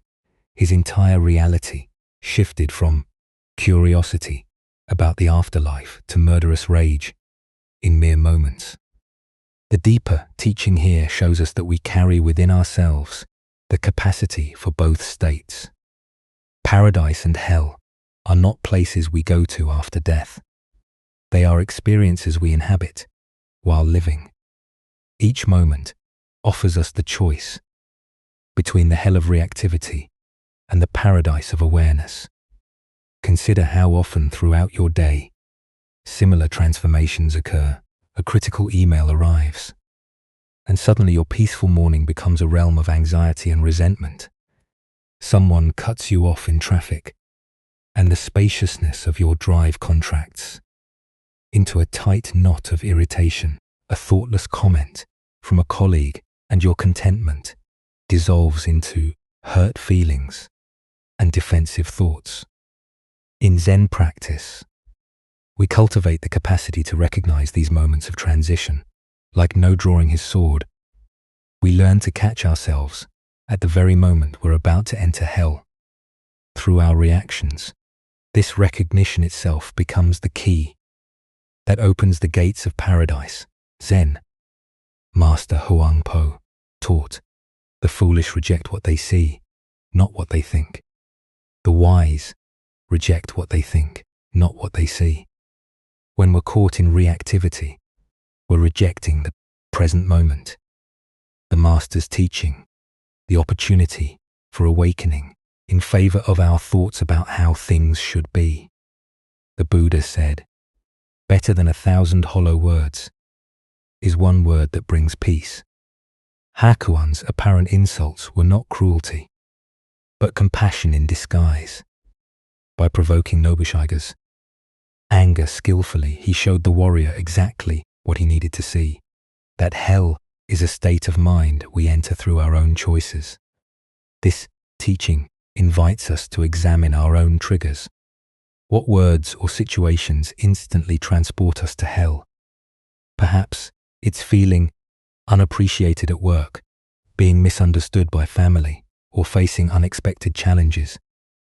Each of these experiences offers the same choice No faced. Will we draw our sword or recognize the teaching tonight?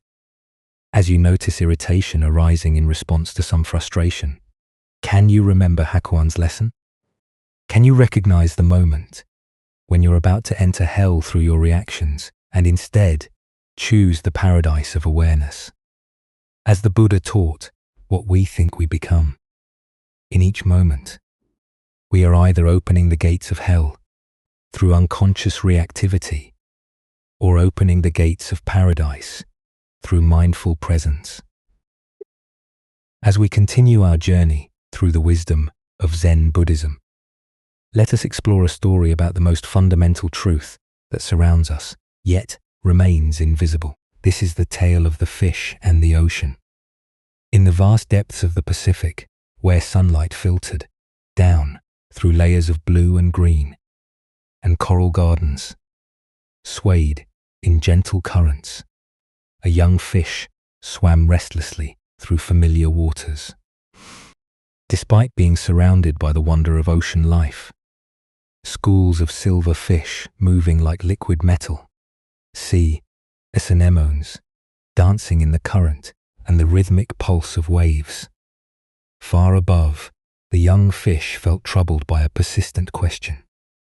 One day, approaching an ancient sea turtle, whose shell bore the scars and wisdom of countless journeys, the young fish asked earnestly, "Elder, I keep hearing other sea creatures talk about something they call the ocean. They speak of it with such reverence, as if it's the most important thing in existence. But I've searched everywhere, and I cannot find this ocean anywhere. What exactly is this mysterious thing everyone talks about?" The old turtle's eyes, deep and patient like tidal pools, regarded the young fish with gentle amusement. "Little one," the turtle replied, in a voice worn smooth by decades of storms and calms, "the ocean is this very thing that surrounds you on all sides, at every moment." The young fish looked around frantically, darting left and right, swimming up toward the distant surface, and down toward the sandy bottom. "But I don't see anything surrounding me. There's nothing here but water and fish and plants and rocks. Where is this ocean you speak of? Why can't I see it?" The turtle settled more comfortably on a bed of soft kelp, understanding that this was a teaching moment that required patience. "Of course you cannot see it, young friend," the turtle explained. "The ocean is both inside and outside of you. You were born in the ocean. You breathe the ocean. You are nourished by the ocean, and one day you will return to the ocean. The ocean flows through your gills and around your body, just as naturally as your own scales cover your skin. It is so much a part of you that it has become invisible. The young fish paused, beginning to sense something vast and fundamental that had been present all along, but remained unnamed. You mean this water I swim through is the ocean? Yes, the turtle confirmed. You have never been separate from it, not for a single moment of your existence. As the Buddha observed, all conditioned things are impermanent. Strive on with awareness. This ancient wisdom illuminates our relationship with the toe, the fundamental flow of existence that permeates everything, yet remains largely unnoticed in our daily lives. What emerges from this story is a profound teaching about the nature of spiritual blindness. Like the fish who cannot see the ocean, we live immersed in the sacred, but fail to recognize it because it is too close, too constant, too fundamental to our existence to register as separate from ourselves. Why do we struggle to perceive the Tao, this universal flow that sustains and surrounds us? Zen Buddhism points to our habit of seeking the extraordinary while overlooking the ordinary. We imagine that spiritual truth must be dramatic, mystical, or separate from everyday experience. We look for God in burning bushes, while missing the divine presence in morning coffee, in the breath entering our lungs, in the simple fact of awareness itself. The toe expresses itself in everything we encounter. The changing seasons, the cycles of sleep and waking, the rhythm of our heartbeat, the way thoughts arise and dissolve in consciousness. It is the organizing principle behind both the spiral of galaxies and the unfurling of fern leaves. The same pattern, expressing itself at every scale of existence. Consider how often, throughout your day, you might glimpse this underlying flow without recognizing it. The way traffic naturally organizes itself despite having no central controller. The way conversations find their own rhythm and timing. The way your body breathes without conscious direction. The way solutions to problems seem to emerge from somewhere beyond deliberate thinking. These are all expressions of the Tao, working through apparent chaos to create spontaneous order. Zen teacher Alan Watts taught, trying to define yourself is like trying to bite your own teeth. The Tao is similar. It cannot be grasped or contained because we are expressions of it rather than separate observers of it. Every attempt, the toe through conceptual thinking, is like the fish trying to get outside the ocean to examine it objectively. This doesn't mean the toe is merely a philosophical concept. It is the most practical and immediate reality, the intelligence that coordinates the trillions of cells in your body, the awareness in which all thoughts and sensations appear, the life force that animates everything from redwood trees to bacteria. In Chinese philosophy, the character for Toa literally means the way or the path. But this is not a path we walk towards some distant destination. It is the path that walks itself through us, the way reality unfolds moment by moment, without requiring our management or control. Lass wrote, "The toe that can be spoken is not the eternal toe, yet here we are using words to point towards something beyond words." This is the beautiful paradox of spiritual teaching. We must use the limited to point towards the unlimited, knowing that the finger pointing at the moon is never the moon itself. Tonight, as you feel the breath moving in and out of your body without your conscious control, can you sense the Tao expressing itself through this simple miracle? Can you recognize in this automatic process the same intelligence that moves the planets and changes the seasons? The Buddha taught, "Look within, thou art the Buddha." You are not separate from the ocean of existence, any more than a wave is separate from the sea. In recognizing this fundamental non-separation, we stop seeking the Tao and begin living as its conscious expression. Now, let us explore a story about the difference between submission and genuine understanding. This is the lesson of the proud priest and the gentle master. Master Bank had gained quite a reputation throughout the region. Unlike other teachers who filled their talks with complex philosophical arguments and lengthy quotations from ancient texts, Bankai spoke directly from his heart to the hearts of his listeners. His words were simple but profound, accessible to farmers and scholars alike.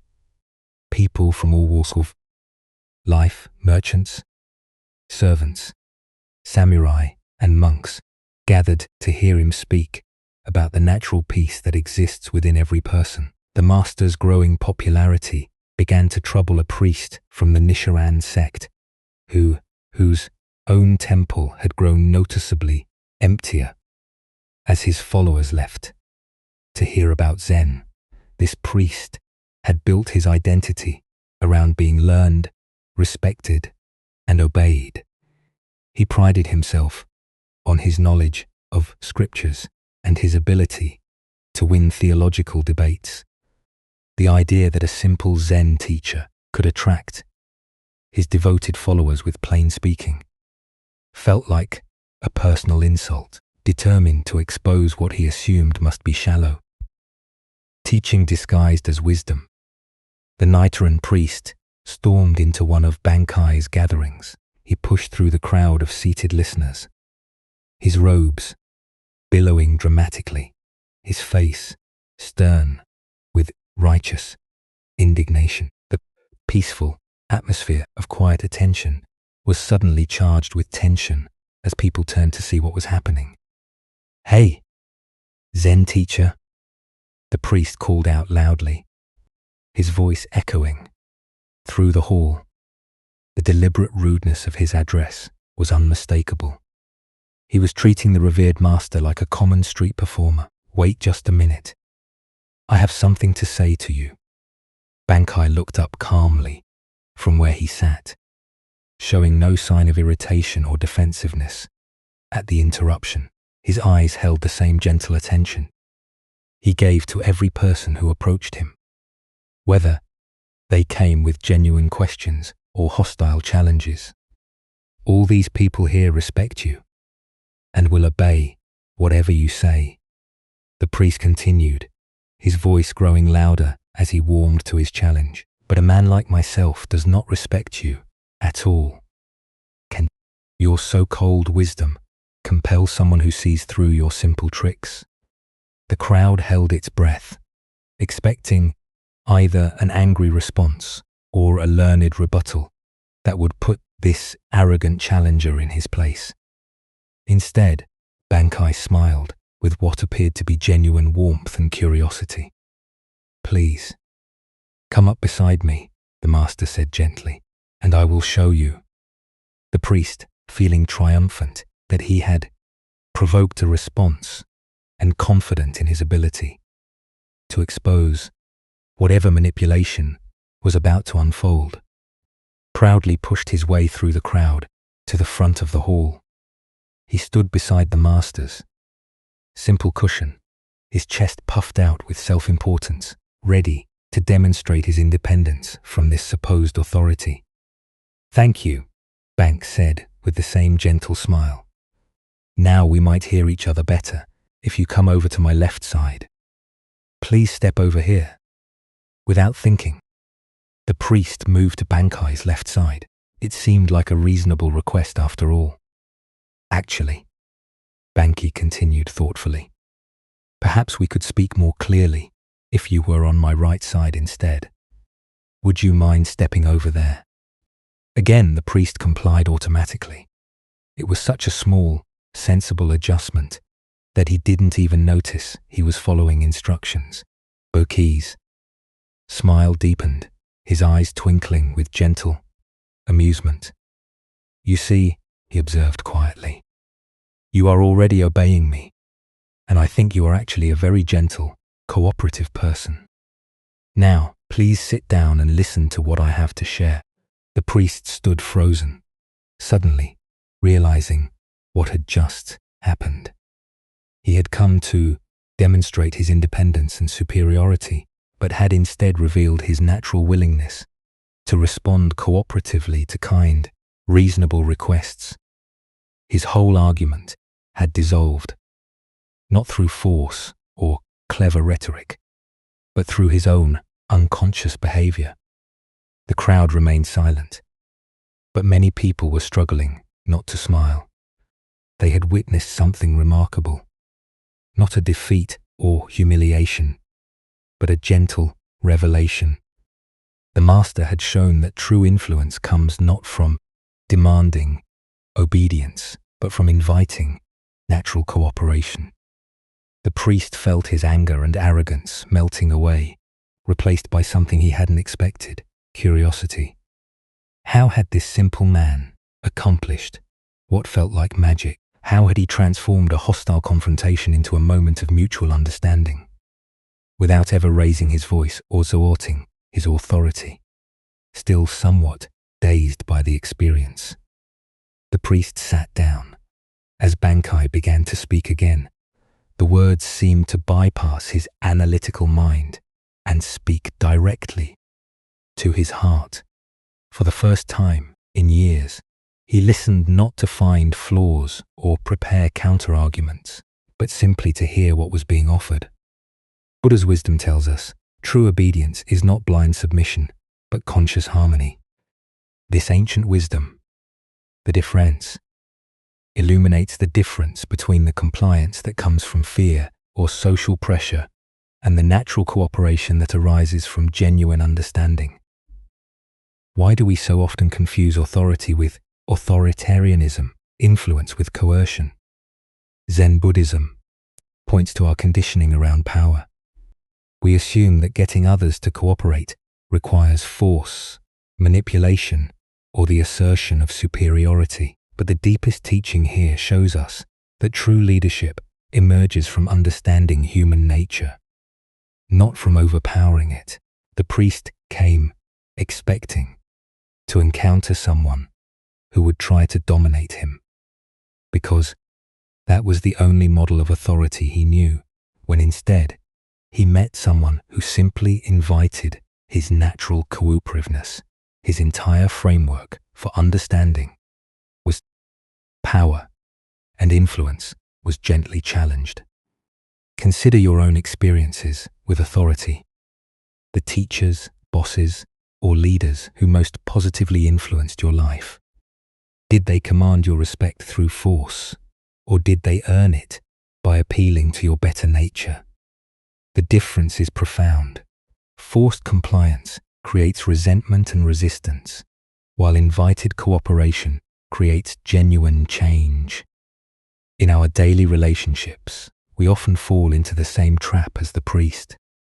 We approach conflicts assuming we need to overpower others to get what we want. We prepare arguments, marshal our defenses, and ready ourselves for battle.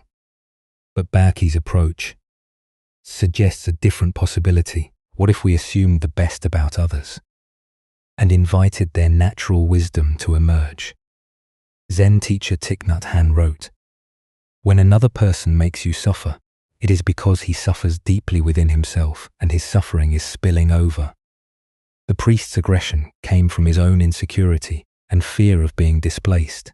Bankai's genius lay in seeing past the hostile surface to the suffering underneath, then responding to the suffering rather than the aggression.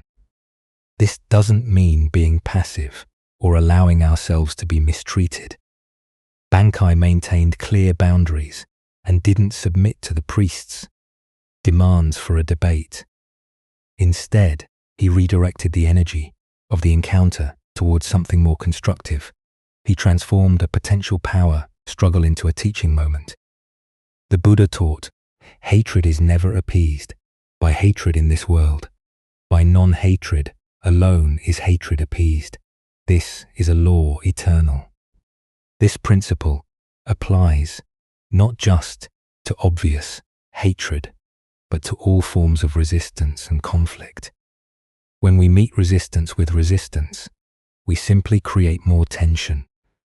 When we meet resistance with understanding, we create space for transformation. Tonight, as you consider the relationships and situations in your life where you feel the need to assert your will or defend your position, can you remember the gentle master who never commanded obedience yet received complete cooperation? Can you find ways to invite others' natural wisdom rather than trying to overpower their resistance? As the Buddha observed, in separateness lies the world's greatest misery. In compassion lies the world's true strength. True authority comes not from the power to make others obey, but from the wisdom to help them discover their own desire to cooperate in creating something beautiful together. Let us now turn to a tale about the courage to trust life's current. This is the story of the Crystal River.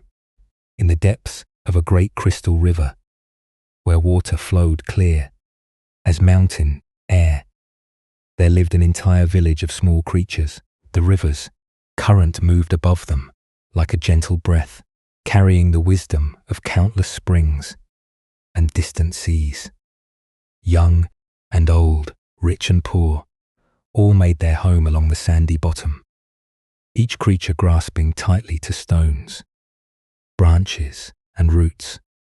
For generations, clinging had been their way of survival. Every creature learned from birth to wrap their appendages around river rocks and fallen wood. The current is dangerous. It will sweep you away to places unknown. Safety lies in staying exactly where you are. But one small creature grew weary of this endless grasping. Day after day, he watched the current flow overhead, seeing how it moved with such purpose and grace. While his neighbors complained about the effort required to maintain their grip, he found himself wondering what it might feel like to trust that flowing water. "I am tired of clinging," he announced one morning. "Though I cannot see where it leads, I trust that the current knows its destination. I shall let go and allow it to carry me where it will. For I fear that if I continue clinging, I shall die of boredom before I ever truly live." The other creatures gasped in horror. "Fool," they cried, "let go, and that current will tumble you mercilessly across the rocks below. You will be battered and broken, dying far more quickly than any boredom could kill you." But the small creature had made his decision. Taking one last look at his neighbors, he released his grip on the familiar stone. Immediately, the current seized him, and just as the others had predicted, he was tumbled and tossed across the rocky bottom. His small body struck stone after stone, each impact bringing pain he had never experienced while safely clinging. Yet, something remarkable began to happen. As the creature continued to surrender to the current's power, refusing to grab for new anchors despite his pain, the water gradually lifted him higher from the dangerous bottom. The tumbling ceased. The rocks could no longer reach him. Now he flowed with the current itself, no longer fighting its direction, but becoming one with its movement. As he traveled downstream, creatures in distant parts witnessed something they had never seen. Here was one of their own kind, yet he appeared to be flying through the water, moving with the elegant power of the current itself. "See, a miracle," they called out. "A creature like ourselves, yet he soars. Surely he is the Messiah, come to save us all." The flowing creature heard their cries and felt compassion for their misunderstanding. "I am no more Messiah than any of you," he called back. "The river delights in lifting us all free, if only we dare to let go. Our true work is not clinging to the bottom, but embracing this voyage, this grand adventure of trust and flow. But the creatures only cried louder, "Savior, Savior." Even as they spoke, they tightened their grips on rocks and roots. They watched until he disappeared around a bend, then began weaving legends about the miraculous Savior who had, briefly, graced their village. Buddha's wisdom reminds us, you only lose what you cling to. This ancient teaching illuminates the profound paradox at the heart of human experience. We spend our lives grasping for security and control, believing that our safety depends on holding tight to familiar circumstances. Yet, in this very grasping, we create the suffering we seek to avoid. Why do we cling so desperately when the current offers to carry us toward unknown adventures? Zen Buddhism reveals that from early childhood, we learn the known is safe and the unknown dangerous. This conditioning becomes a spiritual obstacle when it prevents growth beyond familiar limitations. We also suffer from the illusion of control, believing that by grasping circumstances, relationships, and identities, we can stop the natural flow of change. This creates enormous tension because it puts us in opposition to reality itself. Life is constant movement, and when we resist this truth, we exhaust ourselves, fighting currents far more powerful than our individual will. Consider the areas of your life where you find yourself clinging. Perhaps it's a relationship that has outgrown its original form, a career that no longer brings joy, or an image of yourself that now constrains your growth. The current of change will flow, whether we resist it or not. Our choice is whether to exhaust ourselves in futile opposition or discover the grace available in conscious surrender. The Buddha said, "Nothing is permanent except change. Water doesn't fight the mountainside. It finds the natural pathway down." When we learn to move with life's current rather than against it, we discover effortless effectiveness that rigid resistance can never achieve. Tonight, as you rest, in this moment's stillness, what might you be ready to release? Perhaps it's a worry about tomorrow's challenges, a resentment from yesterday's disappointments, or a way of defining yourself that has grown too small. Can you feel into the current of this moment's aliveness and trust its direction? As the Buddha taught, let go of what has passed. Let go of what may come. Let go of what is happening now. Relax right now and rest. In this trust, we discover that the current we feared would destroy us is actually the very force that can carry us home to our true nature. Our next story reveals the difference between knowledge and true awareness. This is the tale of the teacher who thought he had arrived. After a decade of intensive training under various masters, studying countless texts, and dedicating himself wholly to Zen practice, a monk named Tenno finally achieved what he had long sought: recognition as a qualified teacher. His understanding of Buddhist philosophy was profound. His meditation practice was deep and stable, and his ability to guide others had been tested and approved. He received the formal acknowledgement that he was ready to teach the Dharma and help others along the path of awakening. Proud of his accomplishment and eager to learn from one of the most renowned masters of his time, Tenno decided to visit the famous Zen master Nan. The older teacher's reputation for wisdom and insight was legendary throughout the region, and Tenno looked forward to engaging in deep Dharma discussions and perhaps receiving some final polishing of his understanding. It was a rainy day when Tenno made his pilgrimage to Nanin's temple. The roads were muddy and slippery, Puddles reflected the grey sky, and the steady rainfall required him to carry an umbrella to stay dry. When he reached the temple, he carefully removed his wooden clogs and placed them on the covered porch, along with his umbrella, just as custom dictated. He arranged his outer robes, composed himself properly, and entered the temple to meet the great master. Nanin received him graciously, bowing with the respect due to a fellow teacher while maintaining the dignity of his greater experience. They sat together in the simple receiving room, and Tenno expected their conversation to focus on sophisticated points of doctrine, subtle aspects of meditation technique, or perhaps the challenges of guiding students. Instead, after the initial pleasantries, Nanin asked what seemed like an absurdly mundane question. "I noticed you left your wooden clogs and umbrella on the porch when you entered. Tell me, did you place your umbrella to the left of your shoes or to the right?" Tenno was caught completely off guard. Of all the profound topics they could discuss, why was this renowned master asking about such a trivial detail? He tried to recall the moment he had arranged his belongings, but realized with growing dismay that he had no idea.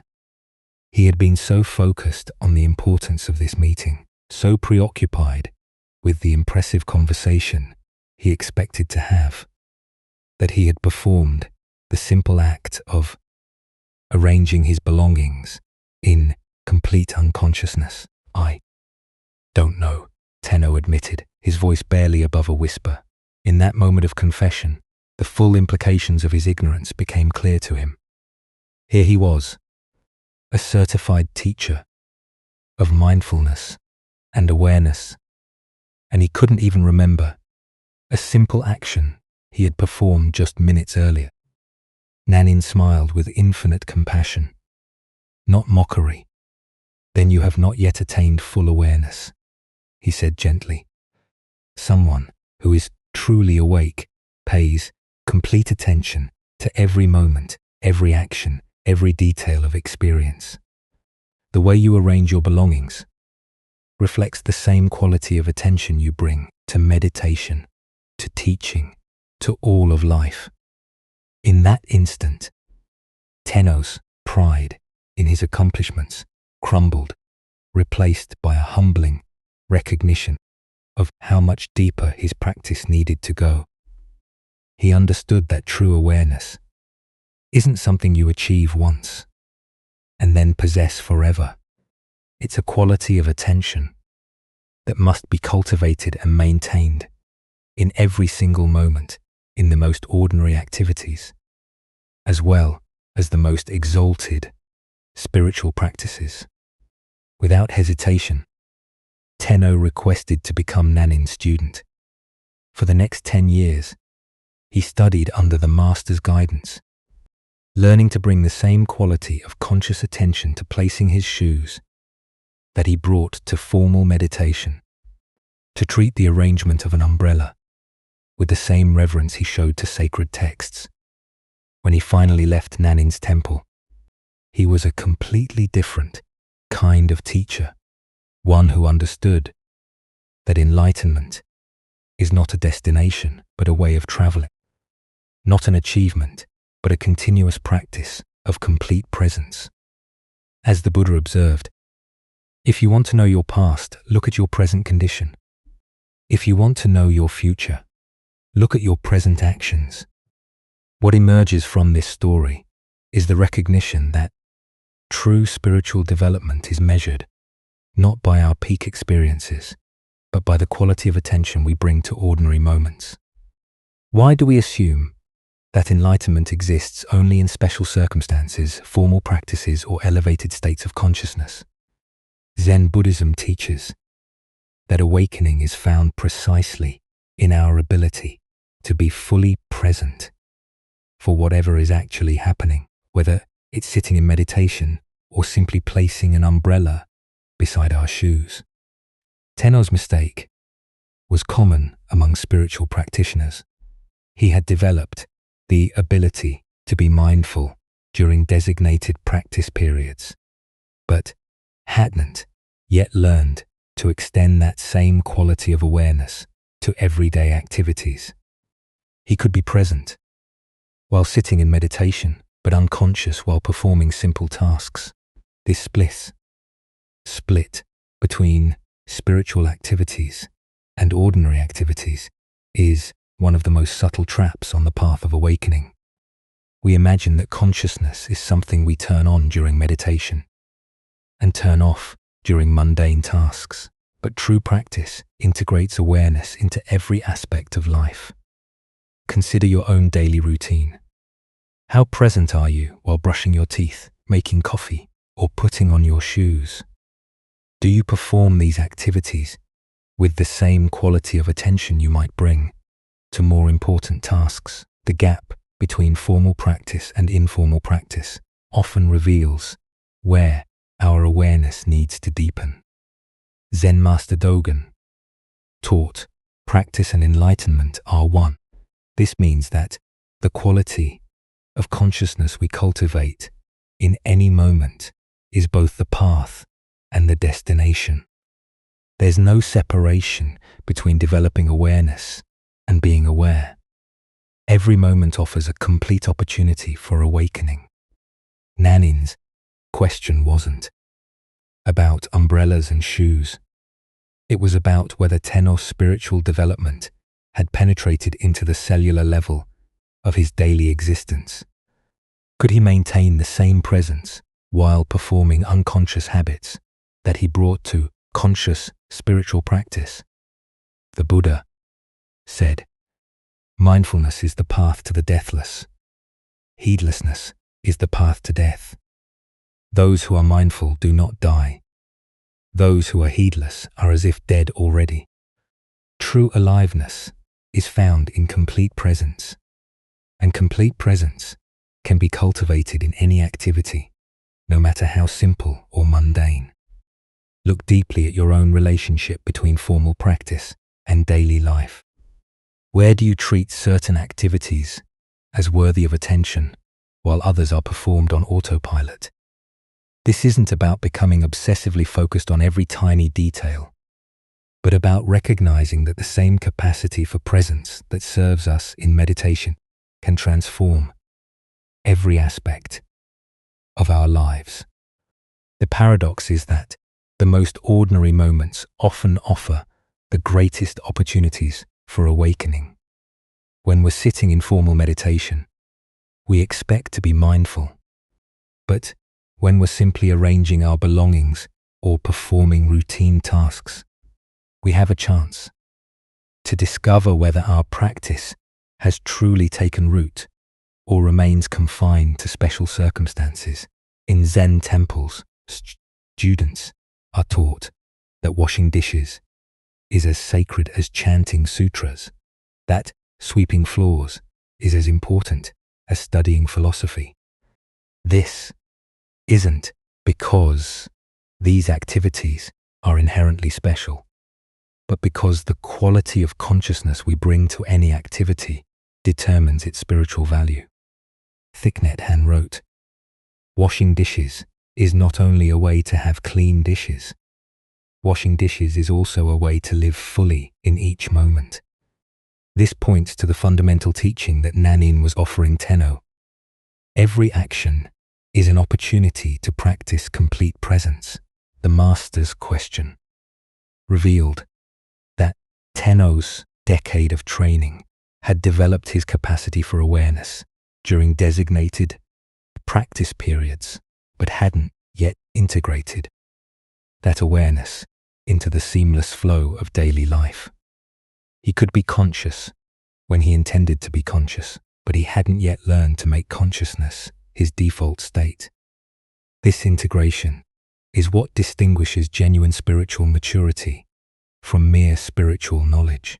It's relatively easy to be mindful when we remember to be mindful. The deeper practice is developing the kind of natural awareness that operates whether we're thinking about it or not. Tonight, as you perform the simple actions that end your day, brushing your teeth, changing clothes, arranging items for tomorrow. Can you bring the same quality of attention you might give to formal meditation? Can you discover whether your spiritual practice has penetrated into the unconscious habits that make up so much of daily life?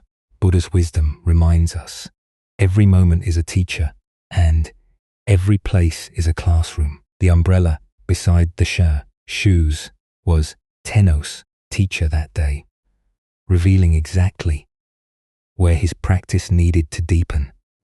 Sometimes the most profound lessons come disguised as the most ordinary questions asked by masters, wise enough to see that true awakening is found not in transcending the mundane, but in discovering the sacred hidden within it. As we continue our journey through the wisdom of Zen Buddhism, let us turn to a teaching about the temporary nature of all our possessions and possessions. This is the story of the inn that calls itself a palace. In ancient India, a renowned spiritual teacher had spent many years wandering from village to village, sharing the Buddha's teachings with anyone who would listen. His reputation for wisdom and compassion had spread throughout the land, reaching even the ears of kings and nobles. One day, during his travels, he arrived at the capital city of a great kingdom, where a magnificent palace rose above the bustling streets like a jeweled crown. The palace was truly a wonder to behold. Its walls were constructed of the finest marble, inlaid with precious stones that caught and reflected the sunlight in brilliant cascades of color. Gardens filled with exotic flowers and flowing fountains surrounded the structure, and guards in gleaming armor stood at attention throughout the grounds. It was clearly the dwelling of someone who commanded immense wealth and power. The spiritual teacher approached the main entrance with the same calm dignity he brought to every encounter, whether with kings or beggars. The guards, recognizing him by his simple robes and serene presence, made no move to stop him. Word of his arrival had preceded him, and they had been instructed to allow him passage. Walking through corridors lined with silk tapestries and golden statues, the teacher made his way directly to the throne room, where the king sat upon an elaborately carved chair, elevated above the marble floor. Courtiers in fine clothes gathered around the throne, their jeweled ornaments glinting in the light from tall windows. The king, a middle-aged man wearing robes of deep purple silk and a crown of gold and diamonds, looked up as the teacher entered. He had been expecting this visit, though he wasn't entirely sure what to expect from their encounter. "What do you want?" the king asked directly, his voice carrying the authority of someone accustomed to immediate answers and unquestioning obedience. The teacher bowed respectfully, but spoke with quiet confidence. "Your Majesty, I would like a place to sleep in this inn." A ripple of surprise moved through the assembled courtiers. The king's eyebrows rose, and his expression shifted from curiosity to confusion. "But this is not an inn," the king replied, gesturing to the opulent surroundings. "This is my palace. I am the ruler of this kingdom, and this has been the seat of royal power for generations." The teacher nodded thoughtfully, as if considering this information carefully. "I see. May I ask your Majesty, who owned this palace before you?" "My father," the king replied, his tone becoming slightly defensive. "He ruled here for 30 years before his death. This palace was his seat of power, as it is now mine." "Ah," the teacher said with genuine interest. "And who owned it before him?" "My grandfather," the king answered, beginning to sense where these questions might lead. "He too ruled from this throne. He also is dead." The teacher paused, allowing the weight of these words to settle in the vast, throne room. The courtiers had grown quiet, sensing the profound direction of this unusual conversation.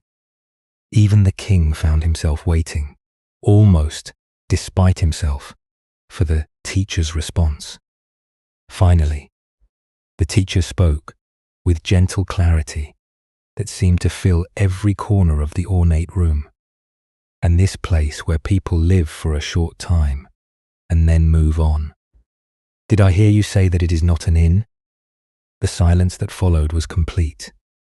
The king sat motionless on his throne, the teacher's words penetrating layers of assumption and identity he had never questioned. The courtiers remained frozen, as if witnessing something beyond their normal understanding of royal protocol and worldly power.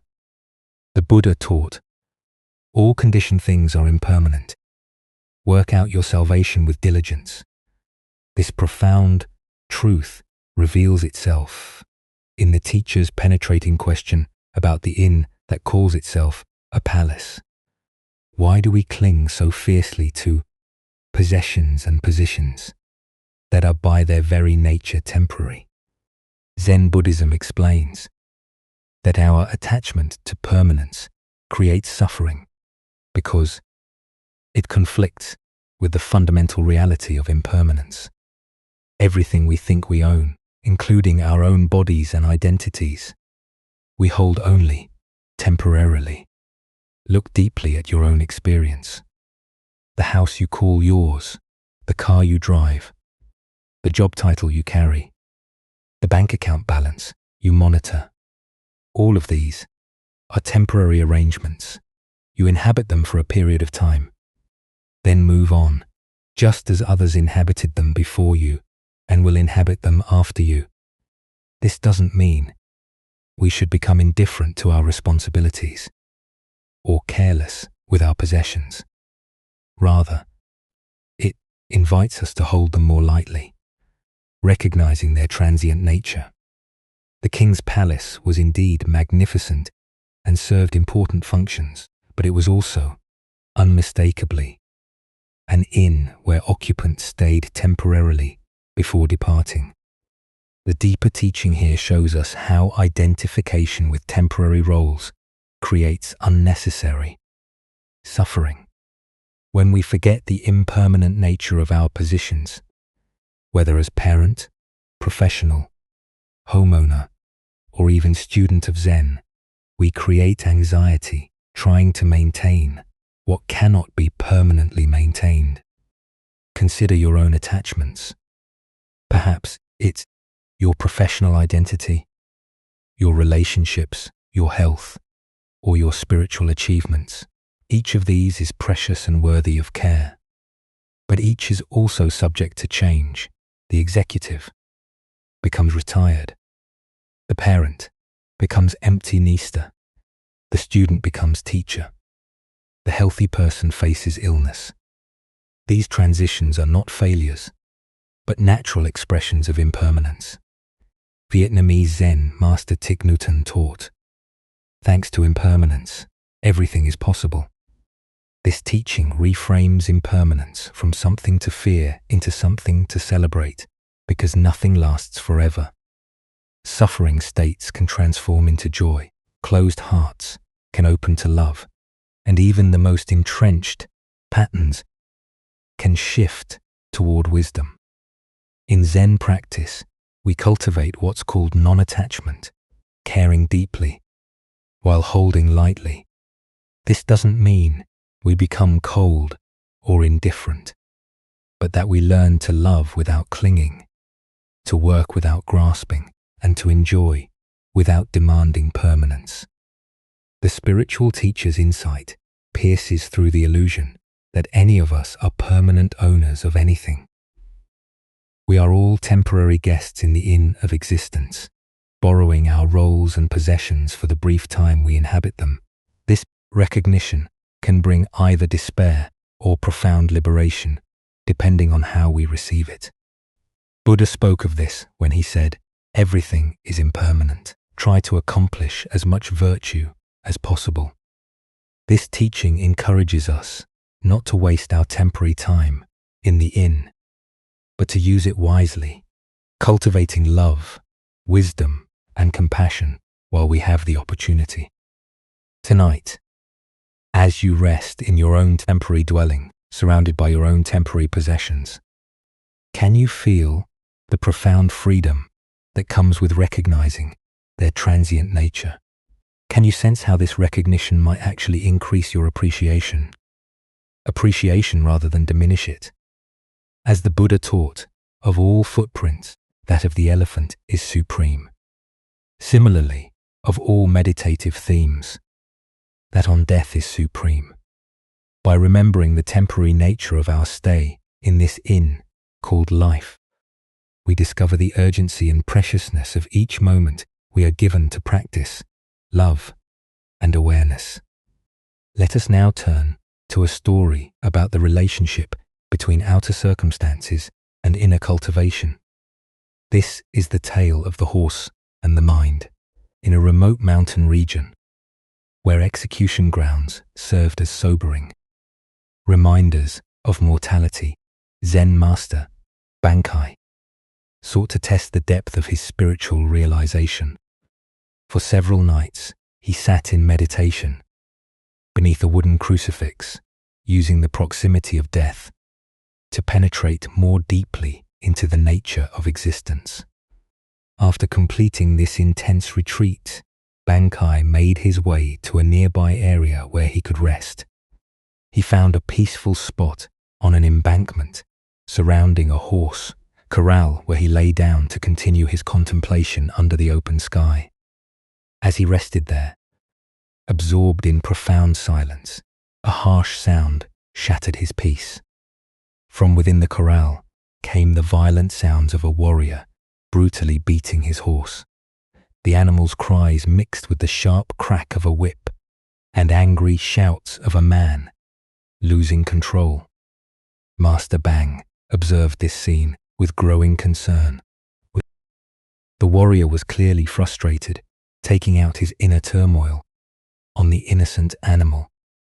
Each blow seemed to make the horse more agitated rather than more compliant, creating a vicious cycle of violence and resistance. Unable to remain silent, Bankai called out from his position. "Hey, what do you think you are doing?" The warrior, absorbed in rage, ignored the interruption and continued his harsh treatment. The beating intensified, and so did Bankai's concern for both the animal and the man degrading himself through such cruelty. "Hey," Bank called out again, his voice carrying the authority of someone who had spent years cultivating inner peace. "What do you think you are doing?" Still, the warrior continued, lost in frustration and anger. The horse became increasingly panicked, which only seemed to fuel the man's determination to force compliance through violence. A third time, Bankai's voice rang out. "Hey, what do you think you are doing?" This time, something in the master's tone penetrated the warrior's rage. The man stopped his beating, climbed down from his horse, and approached the embankment. As he drew closer, his expression changed. There was something about this stranger that commanded respect, a quality of presence that spoke of deep inner development. "You were yelling at me," the warrior said, his voice still carrying traces of anger, but now mixed with curiosity. Do you have something to tell me?" Bank looked at the man with compassion, seeing not an enemy, but someone caught in the same cycles of frustration that trap us all. His response was simple yet profound. Rather than beat your horse for being unruly, why not chastise yourself and train your own mind? Right? The words hung in the air between them, like a bridge, connecting two very different approaches to dealing with difficulty. The warrior had been trying to solve his problem through external force and control. Bankai was pointing to an entirely different possibility. As the Buddha observed, conquer anger with non-anger, conquer badness with goodness, conquer meanness with generosity, conquer dishonesty with truth. This teaching captures the essence of what Bankai offered the frustrated warrior. The recognition that our external struggles mirror our internal state. What emerges from this story is the profound insight that we cannot successfully force the world to conform to our expectations through aggression or control. The warrior's approach, beating the horse into submission, represents how we often try to manage difficult circumstances in our own lives. We become frustrated with external conditions and respond with force, criticism, or manipulation, never recognizing that the real work lies within. Why do we instinctively blame external circumstances for our frustration?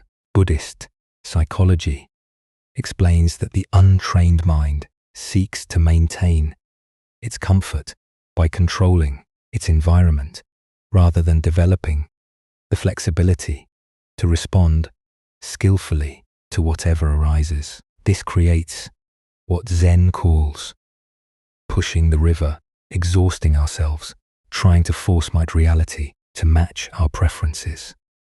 Consider how this pattern manifests in daily life. The computer that crashes during an important project becomes the target of our anger, when the real issue is our attachment to having technology work perfectly.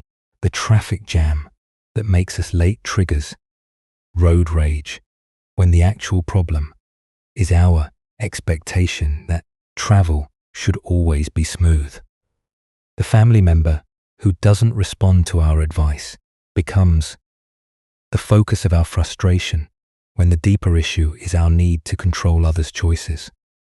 In each case, we're like the warrior, beating the horse, applying force to external circumstances, while ignoring the internal conditions that create our suffering. The horse represents the uncontrollable aspects of life, other people's behavior, natural events, technological failures, and the inherent unpredictability of existence. Zen teacher Pema Chodron writes, "You are the sky. Everything else is just the weather." This points to the same truth bank offered the warrior. Instead of trying to control the weather of external circumstances, we can develop the spacious awareness that remains calm regardless of conditions. The real training involves learning to work with our own minds rather than trying to force compliance from the world around us. This doesn't mean becoming passive or accepting harmful situations, but rather approaching challenges from a place of inner stability rather than reactive frustration. Buddhist practice offers specific techniques for this internal training. Mindfulness meditation teaches us to observe our reactive patterns without being swept away by them. Loving kindness practice develops compassion for ourselves and others when things don't go as planned. Contemplation of impermanence helps us accept the changeable nature of all conditions. Tonight, as you encounter the inevitable frustrations of daily life, can you remember Bankai's teaching? When you find yourself wanting to beat the horse of difficult circumstances, can you pause and ask, what would it mean to train my own mind instead? Buddha's wisdom teaches us, hatred is never appeased by hatred in this world. By non-hatred alone is hatred appeased.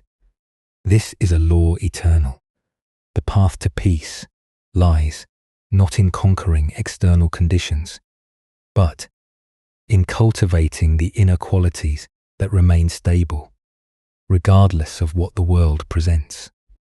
Let us continue our journey with a story about maintaining inner balance, regardless of external circumstance. This is the teaching of Master Hakuin, and the power of Is That So? Master Hakuin lived in a small village where he was deeply respected for his wisdom, compassion, and exemplary character. For decades, He had maintained a reputation as a pure and enlightened teacher, someone who had transcended ordinary human weaknesses and embodied the highest spiritual ideals. Villagers often brought their problems to him, seeking guidance and inspiration from his teachings and his impeccable way of life. In this same village lived a beautiful young woman whose family was well known and respected. When she became pregnant outside of marriage, her condition caused a scandal that rippled through the tight-knit community. Her parents were furious and demanded to know who was responsible for bringing such shame upon their family. At first, the young woman refused to reveal the father's identity. She was protecting someone she loved, someone whose reputation and future would be destroyed if the truth came out. But as her parents' anger intensified and the pressure became unbearable, she made a desperate decision. In a moment of panic and confusion, she pointed to the one person she thought could weather this storm better than her actual lover, the respected Master Hakuan. When her outraged parents confronted the Zen master with their daughter's accusation, they expected protests of innocence, explanations, or at least some expression of shock at being falsely accused. Instead, Hakuin listened calmly to their angry words and simply replied, "Is that so?" His response only seemed to confirm their worst suspicions. Surely, an innocent man would defend himself more vigorously. The scandal exploded throughout the village. People who had revered Hakuin as a saint now whispered that he was a hypocrite who had been living a lie. His reputation was destroyed overnight, and former students abandoned him in disgust and disappointment. When the child was born, the parents brought the baby directly to Hakuin. "This is your responsibility now," they declared bitterly. "Since you are the father, you must take care of this child." They thrust the infant into his arms and walked away, leaving him to face the consequences of a crime he had never committed. Again, Hakuan simply said, "Is that so?" and accepted the baby without protest or explanation. For many months, the former master cared for the child with tender attention. He fed the infant, changed diapers, walked the floors during sleepless nights, and provided all the love and care that any devoted parent would give. Neighbors who had once brought him offerings of food and respect now ignored him or spoke of him with contempt. He had lost his position, his reputation, and his livelihood, but he continued to care for the child with peaceful dedication. Meanwhile, the young woman struggled with the weight of her lie, watching the revered teacher suffer for her deception, while caring lovingly for a child that wasn't his, became unbearable. The guilt consumed her until she could no longer live with what she had done. Finally, she confessed the truth to her parents. The real father was a young man in the village whom she had been trying to protect. Her parents were horrified to learn what they had done to an innocent man. They rushed to Hakuin's simple dwelling with profuse apologies. "Master, we have wronged you terribly," they said, bowing deeply. "Our daughter has confessed that you are not the father. We know now that you have suffered unjustly for our mistake. Please forgive us and allow us to take the child back to its real family." Hakuan listened to their apologies with the same equanimity he had shown to their accusations. As he gently placed the baby in their arms, he offered the same response he had given throughout the entire ordeal. "Is that so?" As Buddhist wisdom reminds us, hatred does not cease by hatred, but only by love. This is the eternal rule. What emerges from this story is the profound power of maintaining inner equilibrium, regardless of how others perceive us or what circumstances life presents? Why do we allow external events and other people's opinions to determine our inner state? Zen Buddhism teaches that true freedom comes from developing an unshakable center that remains stable, whether we're being praised or blamed, honored or dishonored, treated fairly or unjustly. Hakuin's response is that so represents a profound spiritual practice. He wasn't being indifferent or passive. He was demonstrating the ultimate non-attachment to reputation, status, and even justice itself. His consistent response showed that his sense of worth and purpose came from within rather than from external validation. Consider how differently most of us would react to false accusations, public humiliation, and complete loss of reputation. The natural human response is to defend ourselves, to fight against injustice, to demand that others see the truth. But Hakuin's approach reveals another possibility, meeting all circumstances with the same peaceful acceptance. This doesn't mean we should never defend ourselves, or that we should passively accept all injustices. Hakuin's teaching is more subtle. He shows us that our inner peace doesn't have to depend on external circumstances being fair or favorable. We can maintain our center regardless of how the world treats us. The Buddha taught, "You will not be punished for your anger. You will be punished by your anger." Hakuin's equanimity protected him from the additional suffering that would have come from resentment, self-pity, or desperate attempts to restore his reputation. While the situation was undoubtedly challenging, he didn't compound the difficulty with emotional resistance. Look deeply at your own reactions to criticism, misunderstanding, or unfair treatment. How much of your suffering comes from the actual events, and how much comes from your mental and emotional responses to those events? Hakuin's example suggests that we have far more control over the second source of suffering than the first tonight. As you encounter whatever judgments, misunderstandings, or unfair treatments life may bring, can you remember Master Hakuin's peaceful? Is that so? Can you find the space between what happens to you and how you respond, discovering that your inner peace need not be held hostage by external circumstances? Buddha's wisdom teaches us peace comes from within. Do not seek it without. True spiritual development isn't measured by how well life treats us, but by how gracefully we can meet whatever life brings. Maintaining our compassion, dignity, and inner tranquility, regardless of whether the world recognizes our worth or understands our true nature. Now let us explore a story about the paradoxical nature of spiritual seeing and the limits of conceptual understanding. This is the teaching of 3 strikes and deeper vision. In the mountain monastery, where the 6th patriarch Huineng taught, students came from across China to study with the master, whose realization was said to surpass all others of his time. Among these seekers was a brilliant young monk named Sheni, known for his sharp intellect and probing questions.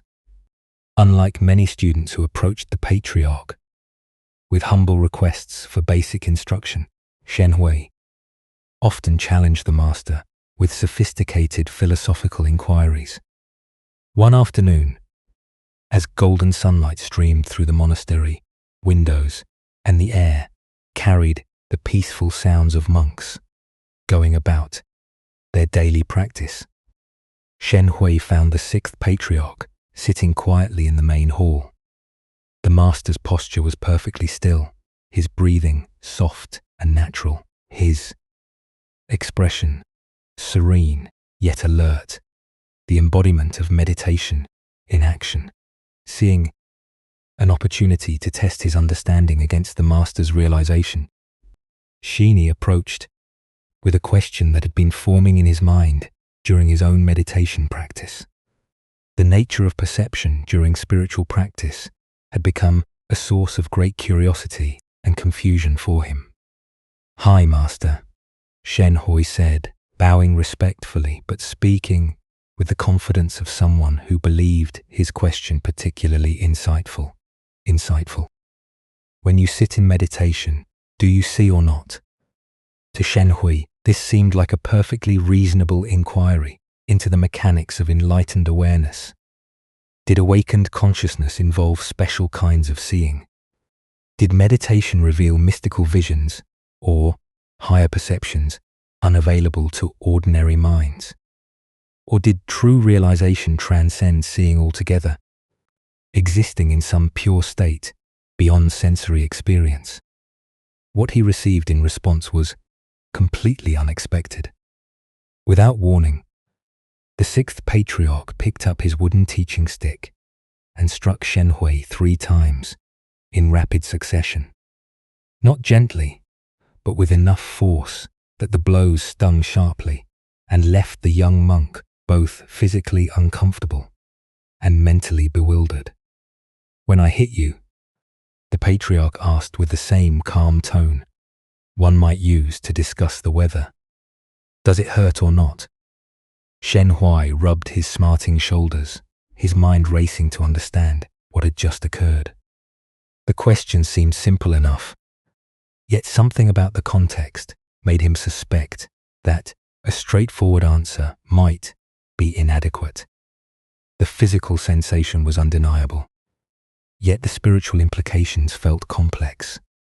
"It both does and does not hurt," he replied carefully, intuiting that the master was pointing towards some paradox beyond ordinary logic. "I both see and do not see," the sixth patriarch responded, his words carrying the weight of direct experience rather than philosophical speculation. But Shen Hui's intellect wasn't satisfied with paradox. He needed to understand the mechanics to categorize and explain this teaching in terms his conceptual mind could grasp. "How can you both see and not see?" he pressed, genuine confusion evident in his voice. "That seems contradictory. Either you see during meditation or you don't. How can both be true simultaneously?" The patriarch's response came with the patience of someone who had spent decades helping students move beyond the limitations of dualistic thinking. "What I see," he explained with gentle clarity, "are the waverings and wanderings of my own mind. What I do not see is the right and wrong and good and bad of other people. This is my seeing and not seeing." With these words, the entire teaching crystallized. The master wasn't speaking about mystical visions or transcendent states, but about the fundamental shift in perception that accompanies genuine spiritual maturity. Ancient Buddhist wisdom tells us the mind is everything, what you think you become. This teaching relates profoundly to the patriarch's lesson about the nature of awakened seeing.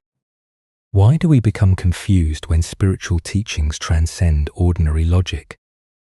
Zen Buddhism explains that our conceptual mind operates through dualistic categories: seeing or not seeing, pain or no pain, right. But enlightened awareness doesn't eliminate these experiences. It transforms our relationship to them. The deeper teaching here shows us what authentic spiritual perception actually involves. The patriarch sees his own mental processes clearly, the arising and passing of thoughts, emotions, and reactions. This isn't a mystical power, but the natural result of sustained mindfulness practice. He observes the waverings and wanderings of consciousness without being lost in them. Simultaneously, he doesn't see in the judgmental sense, imposing categories of right and wrong, good and bad onto others' behavior. This non-seeing isn't ignorance, but wisdom, recognizing that such judgments often say more about the observer than the observed. Look deeply at your own patterns of perception. How much of what you think you see in others actually reflects your own mental projections? When someone irritates you, are you seeing their actual behavior clearly, or are you seeing your own triggers and reactions? When someone impresses you, are you recognizing their genuine qualities, or are you seeing your own desires for approval or achievement? This ancient wisdom illuminates the difference between reactive perception and clear seeing. Reactive perception involves our past conditioning, our emotional needs, our judgmental habits. Clear seeing involves awareness that recognizes its own processes while remaining open to what's actually present. Zen master Dogen taught, to study the Buddha way is to study the self. To study the self is to forget the self. This teaching points to the same insight the patriarch offered. True seeing involves turning attention toward our own mental processes rather than fixating on external judgments and evaluations. The 3 strikes Shenhui received weren't punishment, but skillful teaching, physical pain that both does and does not hurt, points toward the mystery of conscious experience itself. Pain arises in awareness, is felt fully, yet doesn't define or limit the awareness that experiences it. Similarly, thoughts and emotions arise in consciousness without contaminating its essential clarity. Consider how this teaching might transform your daily experience. Finding fault, making comparisons, generating opinions. What if you turn that same attention toward observing your own mental reactions? What patterns would you discover in the wanderings and waverings of your own mind? This doesn't mean we become passive or lose our capacity for discernment. Rather, we develop the ability to respond from clarity rather than reactivity. When we see our own judgmental tendencies clearly, we naturally become less caught in them. When we observe our mental projections, we're less likely to mistake them for objective reality. In Zen practice, we cultivate what's called mirror mind, awareness that reflects whatever arises without being stained or changed by it. This mirror sees everything clearly while maintaining its essential emptiness and openness. Tonight, as you notice your mind categorizing and judging the experiences of your day, can you remember the patriarch's teaching? Can you turn your attention toward the seer, rather than constantly evaluating what is seen?